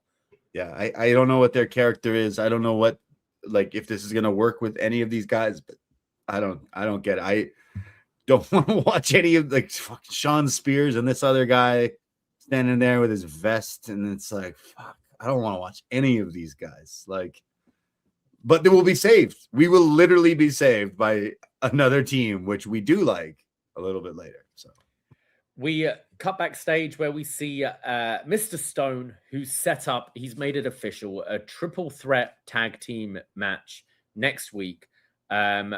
For the number one contenders. So OTM versus the Culling versus Hank and Tank. But Shiloh Hill is in his office, and he's got a Jason hockey mask on his head. And Ethan Page interrupts, and Stone says, look, I want things to change around here. I know you weren't on the same page with the previous regime, and but you are tied with the most defenses for that title. So how about we have you break that record? And he goes, how about against Elio LaFleur? And Ethan Page is like, well, no, I beat him already. Well, we could look at TNA. TNA, no, I've already beaten them. And don't even mention AAA. I want to keep it in-house. And Stone says, what about Miles Bourne? no, he's not deserving. He doesn't listen. And that's when Shiloh Hill walks back in and goes, this is where it is. My machete. Picks up a great big machete and is waving it around as Ethan Page has to do some comedy, dodging the machete, acting. And it is made official. Next week, Ethan Page versus Shiloh Hill for the North American Championship. So this dude's wearing like a lumberjack cut-off sleeves. It is a good look. I'm Canadian. I can respect it. But then wearing like a Dollar Tree Jason mask. And then he's got a machete. Yeah. No, I can stretch my imagination while watching this show. But if someone came to my work dressed like this, there'd be a lot of bad things. The cops would be called. It'd be this whole thing. Like, this guy's just literally holding a giant fucking knife on this show. Like, all right. We had the lady with the sword. We haven't seen her in a while. But, like, now we got this guy with the machete. Like, yeah, I don't know. Yeah, that's my no. I think Ethan Page is breaking that Wesley record, right? I think he should. Yeah. I agree. We go next to the NXT Championship match. Joe Hendry defending against Jackson Drake, and big title match right away. And we have Jackson immediately hits this swanton bomb for a near fall for a 2 count. Was very impressive. And Jackson then hits a running shooting star, which Joe catches and rolls through for this big slam. I forgot to mention it last week, but Jackson Drake's gear in the Doctor Strange font that says Dr. Thirst. Dr. Thirst? Yeah, I like that. As the ref is distracted, Brad Baylor and Ricky Smokes throw Joe Hendry against the ring steps, but the ref turns round and sees that they were somehow involved, so sends them to the back. You are out of here. After the break, Joe Hendry is in control. Hits a nice-looking angle slam. Looks like he dumped him on his neck. Looked great. Goes for a power bomb, but this gets rolled through into a Hurricane Rana from Drake for a 2 count. We then get the running knee, sort of shining wizard from Drake for a 2. And then Hendry hits a deadlift power bomb, followed by the standing ovation. And Joe Hendry wins. Yeah, like we were saying earlier, Jackson Drake, 22 years old, as they kept telling us here, like very impressive. I like this guy already more than majority of the NXT roster. Yeah. And we've only watched this guy in literally a handful of appearances on this show. So 2026, like the field is clear in NXT for this guy to steal it.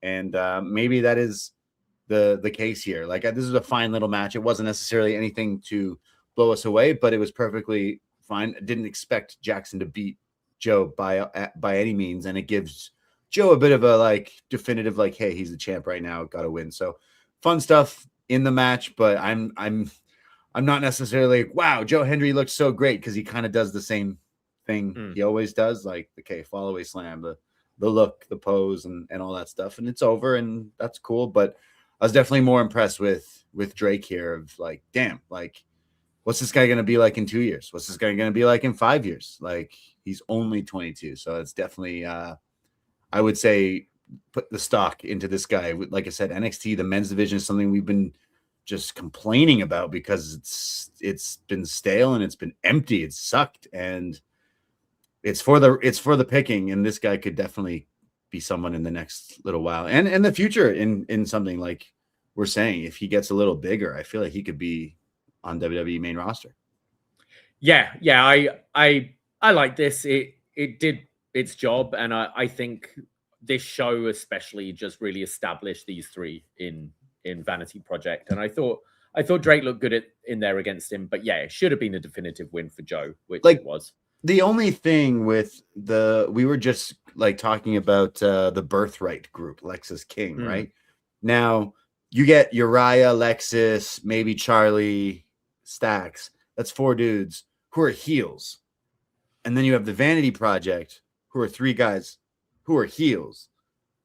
We need like some more baby faces. We don't necessarily, we have Hank and Tank, right? Like, yeah. Who else do we even got Dark have? State as well, right? Like, so what? Dark State babyface turn to face these other heels? No, I'm just saying. Yeah, I'm saying. There's I like agree. 3 groups there of like 3-4 people of stables that are all heel factions.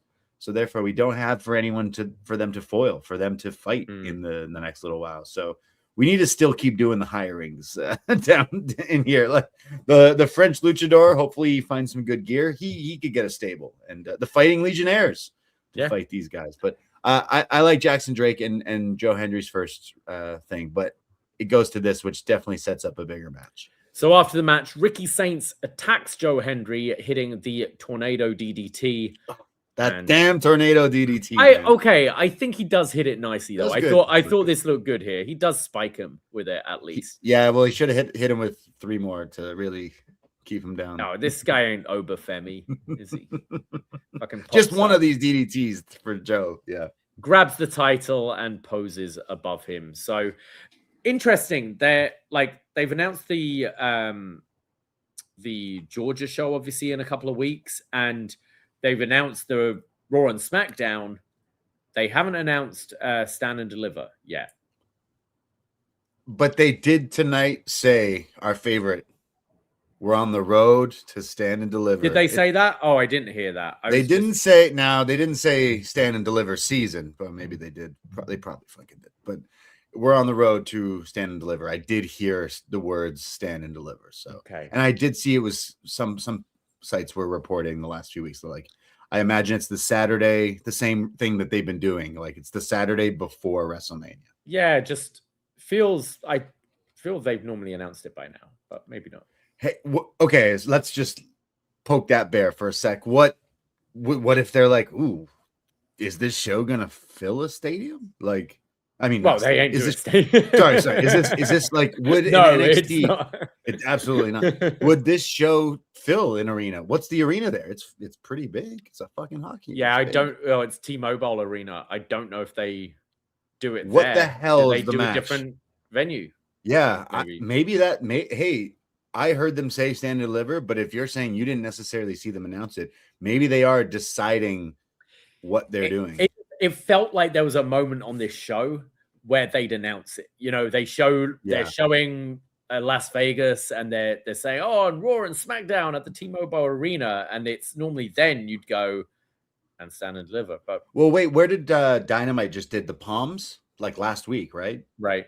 That's where NXT should do it. Like 2,000 people, 3,000 people. Like, how are you expecting off of like having none of the stars now to do an arena? Like that is, unless Johnny Gargano really does come back to NXT to help. And I don't know if that's necessary. Like, who's Johnny Gargano drawing in 2026? Like against who? Like, yeah, I don't know what would be the big draw for Stand and Deliver. So that actually is an interesting thing that I did hear them say it. I heard Vic say Stand and Deliver season or we're on the road. Now I'm second guessing of which one he said, because I know we always poke fun at Stand and Deliver season, but I think he said we're on the road to WrestleMania and the road to Stand and Deliver. But you're saying they haven't announced it. I do wonder if they maybe toy with changing locations, just simply like, I think so. What at this point right now, February 10th, what's the main event of that show that could fill an arena? No, right? Like, the women, like I do, you know, I think whether it's like Zarya versus Sol, I guess.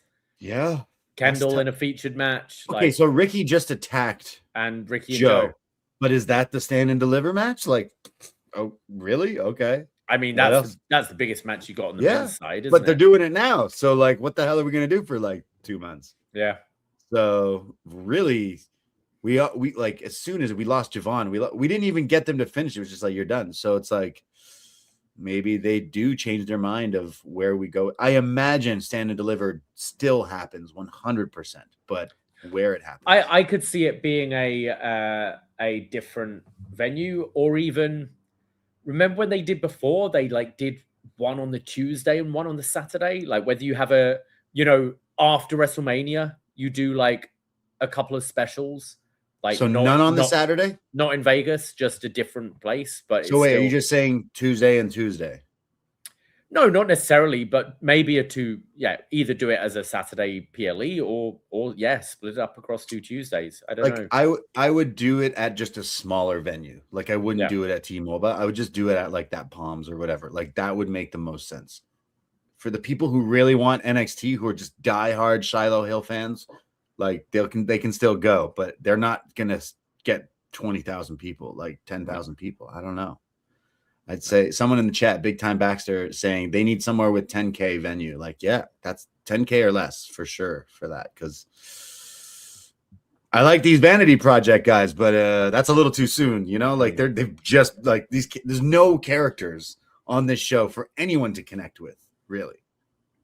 So we see RenQCC who are getting ready for their match backstage, and Ren says, they're fighting amongst themselves, but we're together, and it doesn't matter who wins because we're bringing the title back to the NQCC. We then cut to Dark State, and they're mad. And they say, bruh, next time I see Tony, it's on site, bruh. And Cutler says, bruh, they should focus on the tag championships, bruh. And bruh, Dion focusing on singles. So we're getting Cutler James versus Tony D'Angelo next week, which sounds fantastic. Like, book your Tuesdays off, ladies and gentlemen. That should be the main event of Stand and Deliver. There we go. You wanna sell a stadium, Braden, for NXT? Cutler James, Tony D'Angelo. Okay, like you have Tony D, but still like Tony D versus Joe, Tony versus Ricky as the main event. Like, I don't. So next week, Dark State, Cutler James, and then what? Dion. I guess this is leading to Dion versus Tony probably the week after, right? Or maybe Tony is Dion the main one. He works through all of them until he gets to Dion. I don't know. True, right? Well, they have but in 2 weeks. Oh, they have the tag match. Yeah, right. The title match. So yeah, it's on site, bro. It's on site, bruh. Yeah. We go to our next match. It's the Honk and Tonk Connection against the Vanity Project. I said it already, but they literally were like, let's get custom Hank and Tank jerseys made, which they've had in the past. Yeah. And they went, yeah, what colors? Hot Cheetos. It suits them, I think. I love the design. I hate the colors that they are Hot Cheetos kind of guys, I think. Like me too. And then after a while you realize maybe they're not good for you. They burn your stomach. So Hank is just dominating Brad Baylor early on in the match. I thought Brad Baylor's facial expressions quite often in this Matt Damon are pretty hilarious. Yeah. Hank runs the ropes as Ricky Smokes, who's the illegal man, delivers a cheeky knee to the back, allowing Vanity Project to take over. Hank comes back and gyrates his hips before hitting a splash for a 2 count. And then Vanity Project come back, isolating Hank as we go to the break. After the break, Tank makes the tag to Hank, and he's lighting everyone up with clotheslines, throws Baylor into Smokes, and hits a big running crossbody. And then this huge Bossman slam. I thought Hank Walker looked great in this match, actually, and that Bossman slam looked pretty awesome. Smokes then just gets in his face, and Hank grabs him by the throat and delivers this huge just slap across the chest, across the neck. And then there's this wheelbarrow into like a backdrop from Hank, which look new. Baylor breaks it up with a top rope elbow drop. Vanity Project hit a kind of heart attack-like maneuver. And then Hank breaks up the pin. There's another Bossman slam from Hank as Tank hits a suicide dive. And this leaves Brad Baylor in the ring. They hit the honk honk splash and set up for their running power slam headbutt combo. But Ricky Smokes breaks it up. And then there's a flying knee from Baylor and a lariat from Tank. And this is where OTM and the Culling show up. And the ref and security are all distracted, pulling them apart when Jackson Drake interferes, hitting the flying knee, and Vanity Project pick up the win. Yeah, Hank and Tank definitely, like, I'd say they are the only other the only tag team are decent that we mentioned in that earlier thing, the scrum, if you will, of tag teams, the summit. And they go well with these two, like, you know, Hank and Tank are the real I don't know, like babyface airheads that we kind of like here in NXT, and then you have the new, Gen Z Tinder guys come in. Like they go well together. You do want to see them kind of fight, and like they're a little bigger, so they're throwing the little guys around. It kind of is a bit of a chemistry, I guess is the word I'm saying, between the two teams. But I'm happy that Vanity Project won, because I thought you said Hank looked pretty good. Like them going over to Japan definitely like helped them and something. Like they keep improving. So I would say they are a tag team that, time ago we were like, oh man, these guys, but they're pretty fun. You mentioned that wheelbarrow thing. He's been doing it a few weeks now, or at least we saw it once before. It's like he goes to almost hit like the snowplex or the wheelbarrow, but then he turns it into like an execution or edge-o-matic or something. But they come up with some cool stuff. But still, the tag team division, it's like, look who comes out, OTM and the culling and all that. I'm like, oh, for fuck's sake. But fun match, I guess. This is my match of the night. I really enjoyed this, actually. I thought Hank and Tank looked great. And I think they've maybe been, in my mind, I'm still thinking of them from a couple of years ago, and they have improved so much. I think Hank is like so much faster now than he was. And I thought a lot of his stuff in particular, normally it's Tank whose praises we're singing, but I thought Hank really stood out in this match. And I think being with Tank, I think it's brought some great personality out of him. I think these two, like I look at the main roster tag division, and I think they could welcome these two. Not that they're really taking care of any of those tag teams, but you need new tag teams up there. And I think these two are likable. I think they could get over with stupid backstage stuff. And I actually think when the bell rings, I think this match proved that they're pretty entertaining to watch, because they're just these two like barrels that are just going super fast and slamming people. And Vanity Project were great to play against them, because they're just chicken shit heels who are a lot smaller, so could take those moves. Like that Bossman slam looked devastating. I thought these two teams worked really nicely together, and I thought this was a pretty fun match. I liked, was it Booker T? Yeah, of course it was Booker T. He's on one tonight, as he always is. He was calling them Hank and Tank. These guys are, no, they was talking about Dark State. It's like, these guys are megalodons, and look, no one can touch them. And Vic is like, wait, no, like Hank and Tank can get the titles back. They're gonna get the titles back. Nah, megalodons.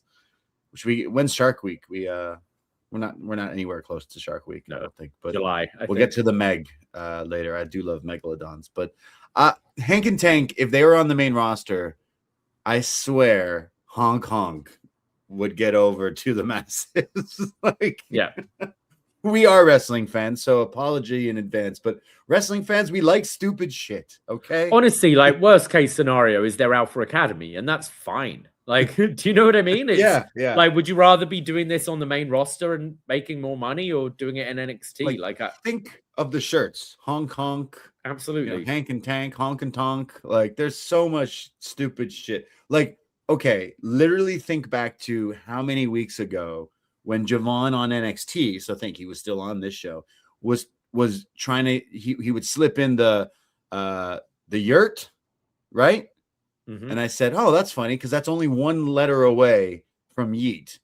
And I watched Raw today, and when you know it, the whole crowd fucking doing it. I'm like, interesting. You just repeat something once a few too many times, and it'll slowly catch on. Wrestling fans, we're pretty with it, just repeat things. I swear a honk honk t-shirt could make them millions of dollars in WWE. The stupidest. We haven't talked about this for a long time, but something we used to talk about quite a bit in NXT was the like homemade shirts when they don't actually have a store. Hank and Tank have so many of these at this point. This was their better quality jerseys. Like, these look like could be WWE shop ones, but I just didn't like the Cheetos colors of it. But they looked better than what they usually. They look like they were wearing like homemade jerseys and stuff, or like you could go to a print shop and get honk honk on it or something. Speaking of stupid shit on a t-shirt, I think I told you earlier today, but just a really funny moment of someone knocked on my door, and my girlfriend is working from home, so she's in a meeting. So I'm like, oh, who's at the door? And it kind of woke me up early this morning. So I go answer the door. I roll out of bed. I answer the door.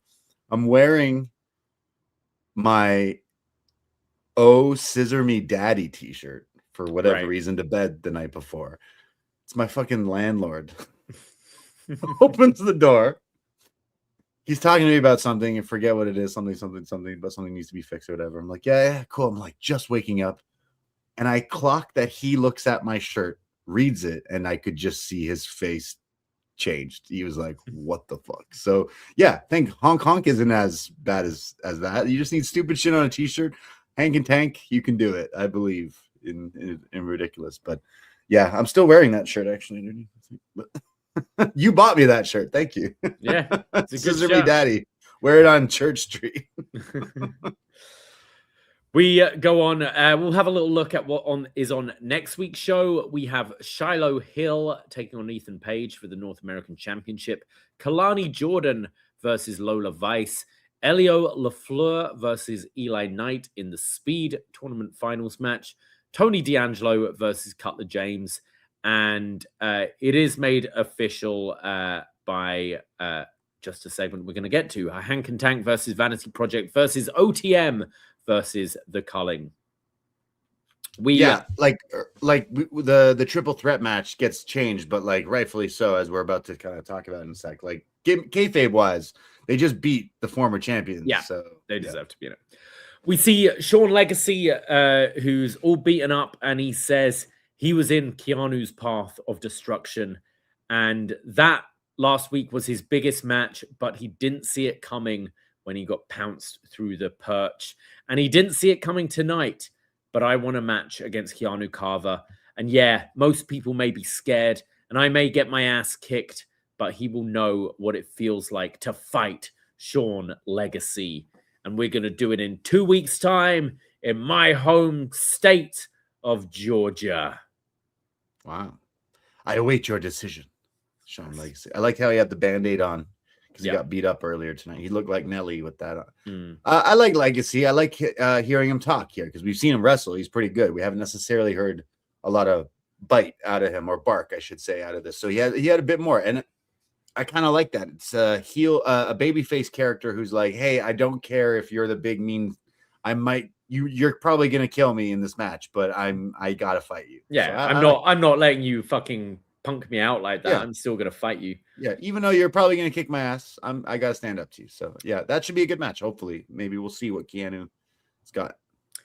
This is where Vanity Project walk into Mr. Stone's office and demand that it will be a #1 contenders match. So they're added to that match next week. And Miles Bourne asks Mr. Stone why he didn't get a title shot. He goes, well, Ethan thinks you're unworthy, but it's probably because you're actually the last person who pinned him. Stone says, you know what? Maybe you should do something out of character. So I think Miles is going to stab Ethan Page with that machete next week. Yeah, that's true. That could be the thing. I was distracted by you were just talking about bootleg NXT shirts. Well, this wasn't a bootleg one, unfortunately. Oh, the Miles Bourne one? It just says NXT logo underneath it in giant letters, MB, and then underneath that, Miles Bourne. That's the shirt. Nice. Don't worry, it gets better. Did you see the back? Does it say, can you hear me now? Or That's something exactly like that? What it says. Is it? MB. You're going to walk around that says NXT MB Miles Bourne on a shirt. That's got to be one of the laziest fucking NXT shirts I've seen in a while. That is, I thought that was AI when someone sent me that last week. I didn't until he was it probably is AI, but oh shit, you know what they're selling too? They're selling the Cheetos Hank and Tank jerseys. Oh, 2 different colors, still Cheetos colors, but hot Cheetos Hank and Tank jerseys. Should we get them matching? Which I'm having a look. I'm having a look on the store. Put an order in WWE shop. I want it.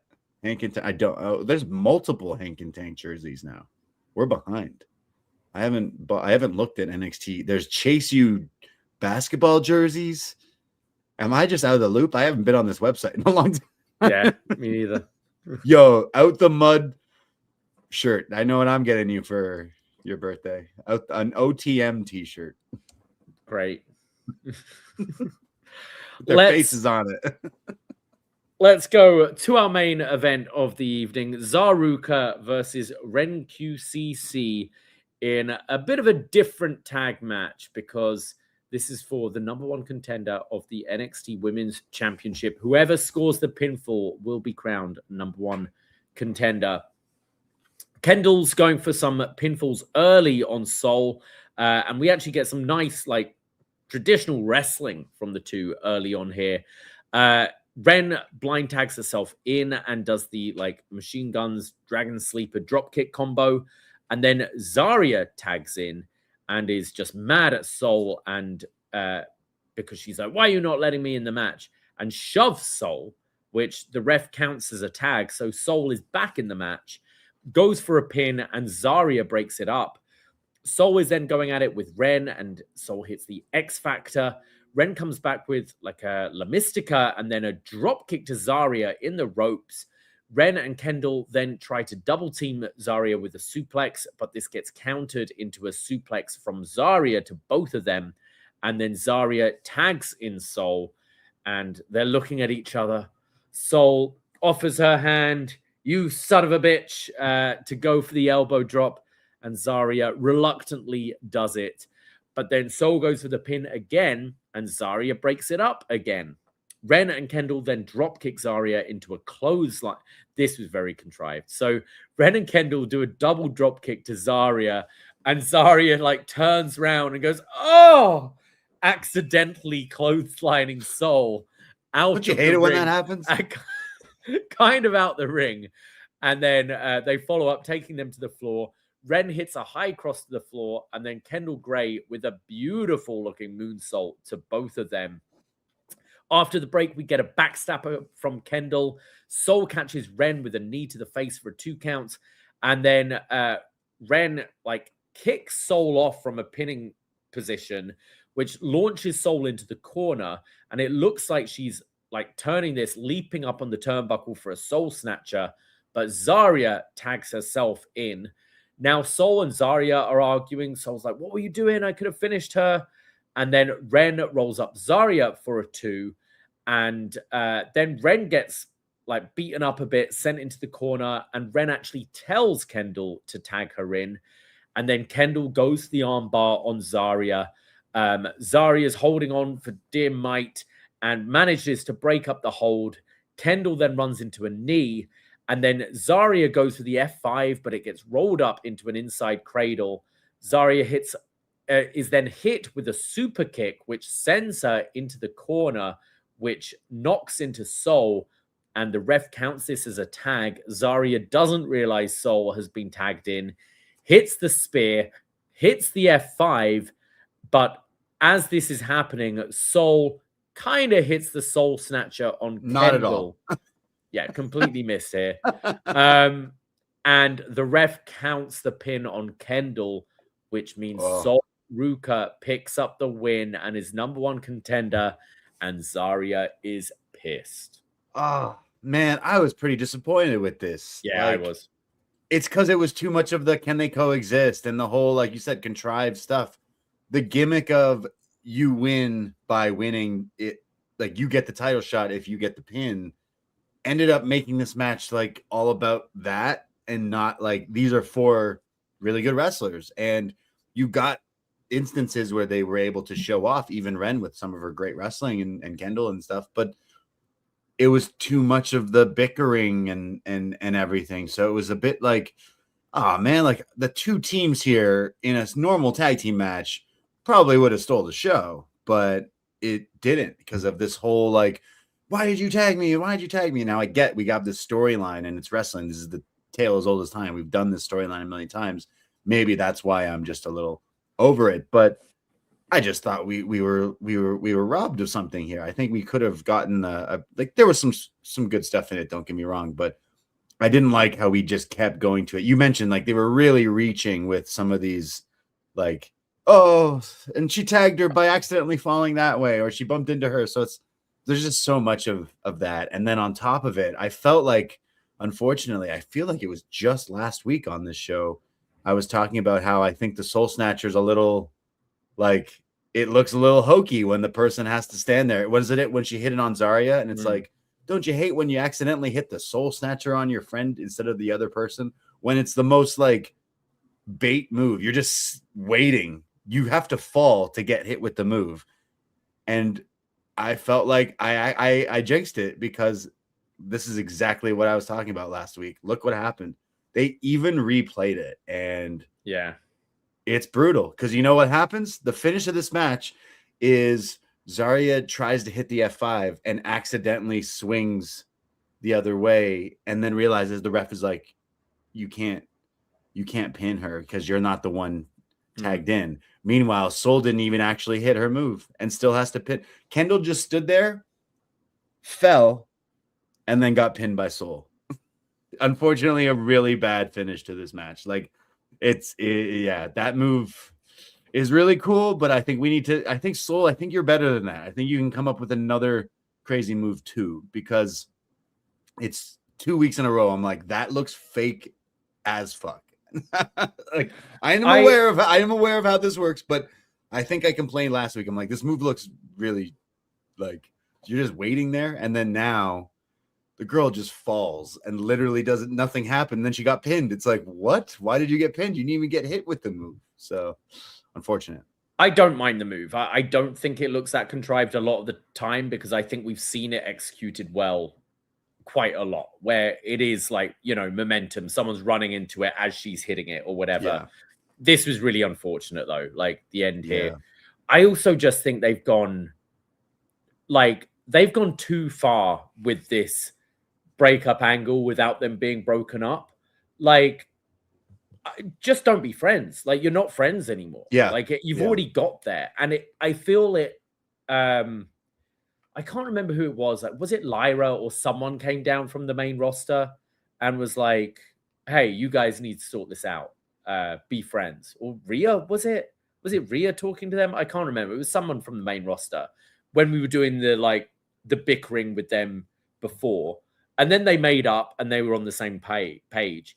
And now it's even worse than it was. And I feel almost it should be, there's an underlying tension that isn't spoken about, but they are getting on. And then you're given this like match where this is the stipulation about the pinfall thing. And maybe you have one moment towards the end where Zarya breaks it up. And I think that would mean so much more than every time during the match Zarya's breaking up the pin or accidentally pinning. Like, if we had them where we thought we were on the same page, and then Zarya just has a moment where it's like, no, I want it, I think it would mean more. But right now, it's like the eventual split isn't going to mean anything, I don't think, because they're both completely unlikable people these last few weeks. I think both are. I think Soul is unlikable. I think Zarya is unlikable. And unfortunately, I think, Ren is not a character that picks up a lot of wins. But I think she's really good. And I think Kendall is great.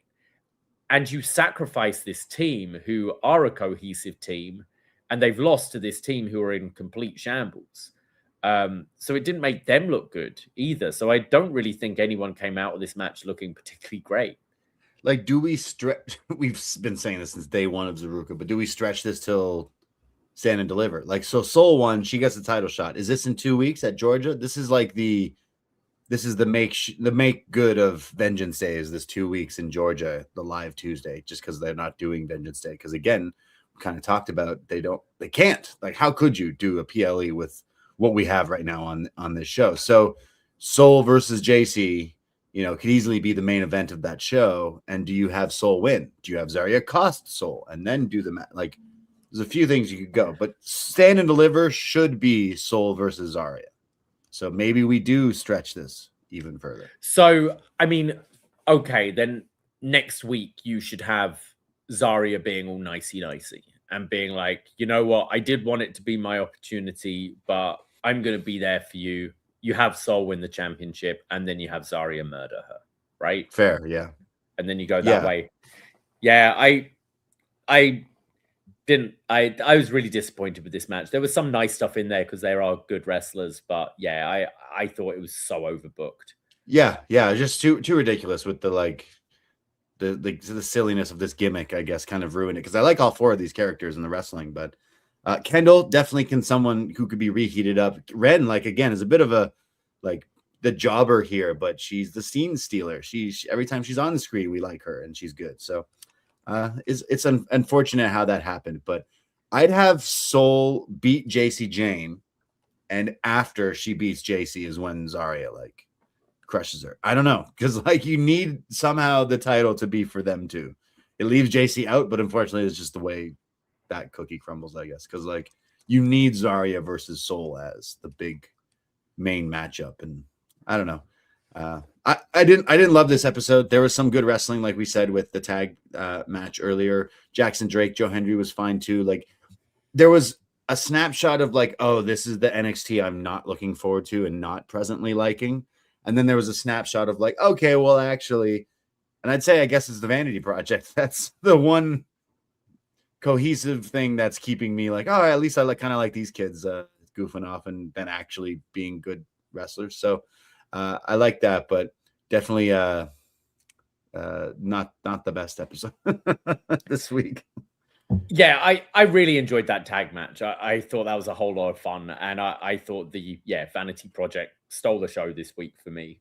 But definitely a rocky road at the moment in NXT. It is, and it's interesting that we were talking about that Stand and Deliver, No Vengeance Day. It's like what this is just something we've seen the pattern that they have to do this. You have to start from scratch and build it back up and build other people and build new stars and make new stars and stuff. So unfortunately, we gotta go through that. But more hirings, more new people, refreshing things is definitely tag teams. We need all across the board in WWE, but like properly, some care into it, I guess. But the talent is there. It's also still just what we're doing with it and everything. But we shall see. With next week, we got some matches announced, like you said earlier, and then the 2 weeks in Georgia. So we shall see with NXT. Was there any feedback in the Facebook Not group? this week, no. All right. Well, we will be back next Tuesday to talk all about NXT right here after NXT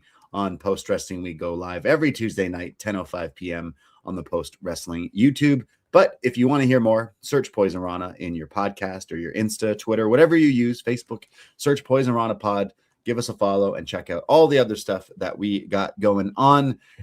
Tons of shows, including our weekly show from last Sunday, talking all about Unreal Season 2, plus this Sunday live at 2 p.m., talking all about some AE Dubs, Grand Slam, and so much more. So talk to you again very soon, everybody. I see people in the chat. Appreciate you. Postmarks and NXT friends. We will be back very soon. Poisonrana.ca for links of everything else that we do. And we will talk to you. We will talk to you very, very soon.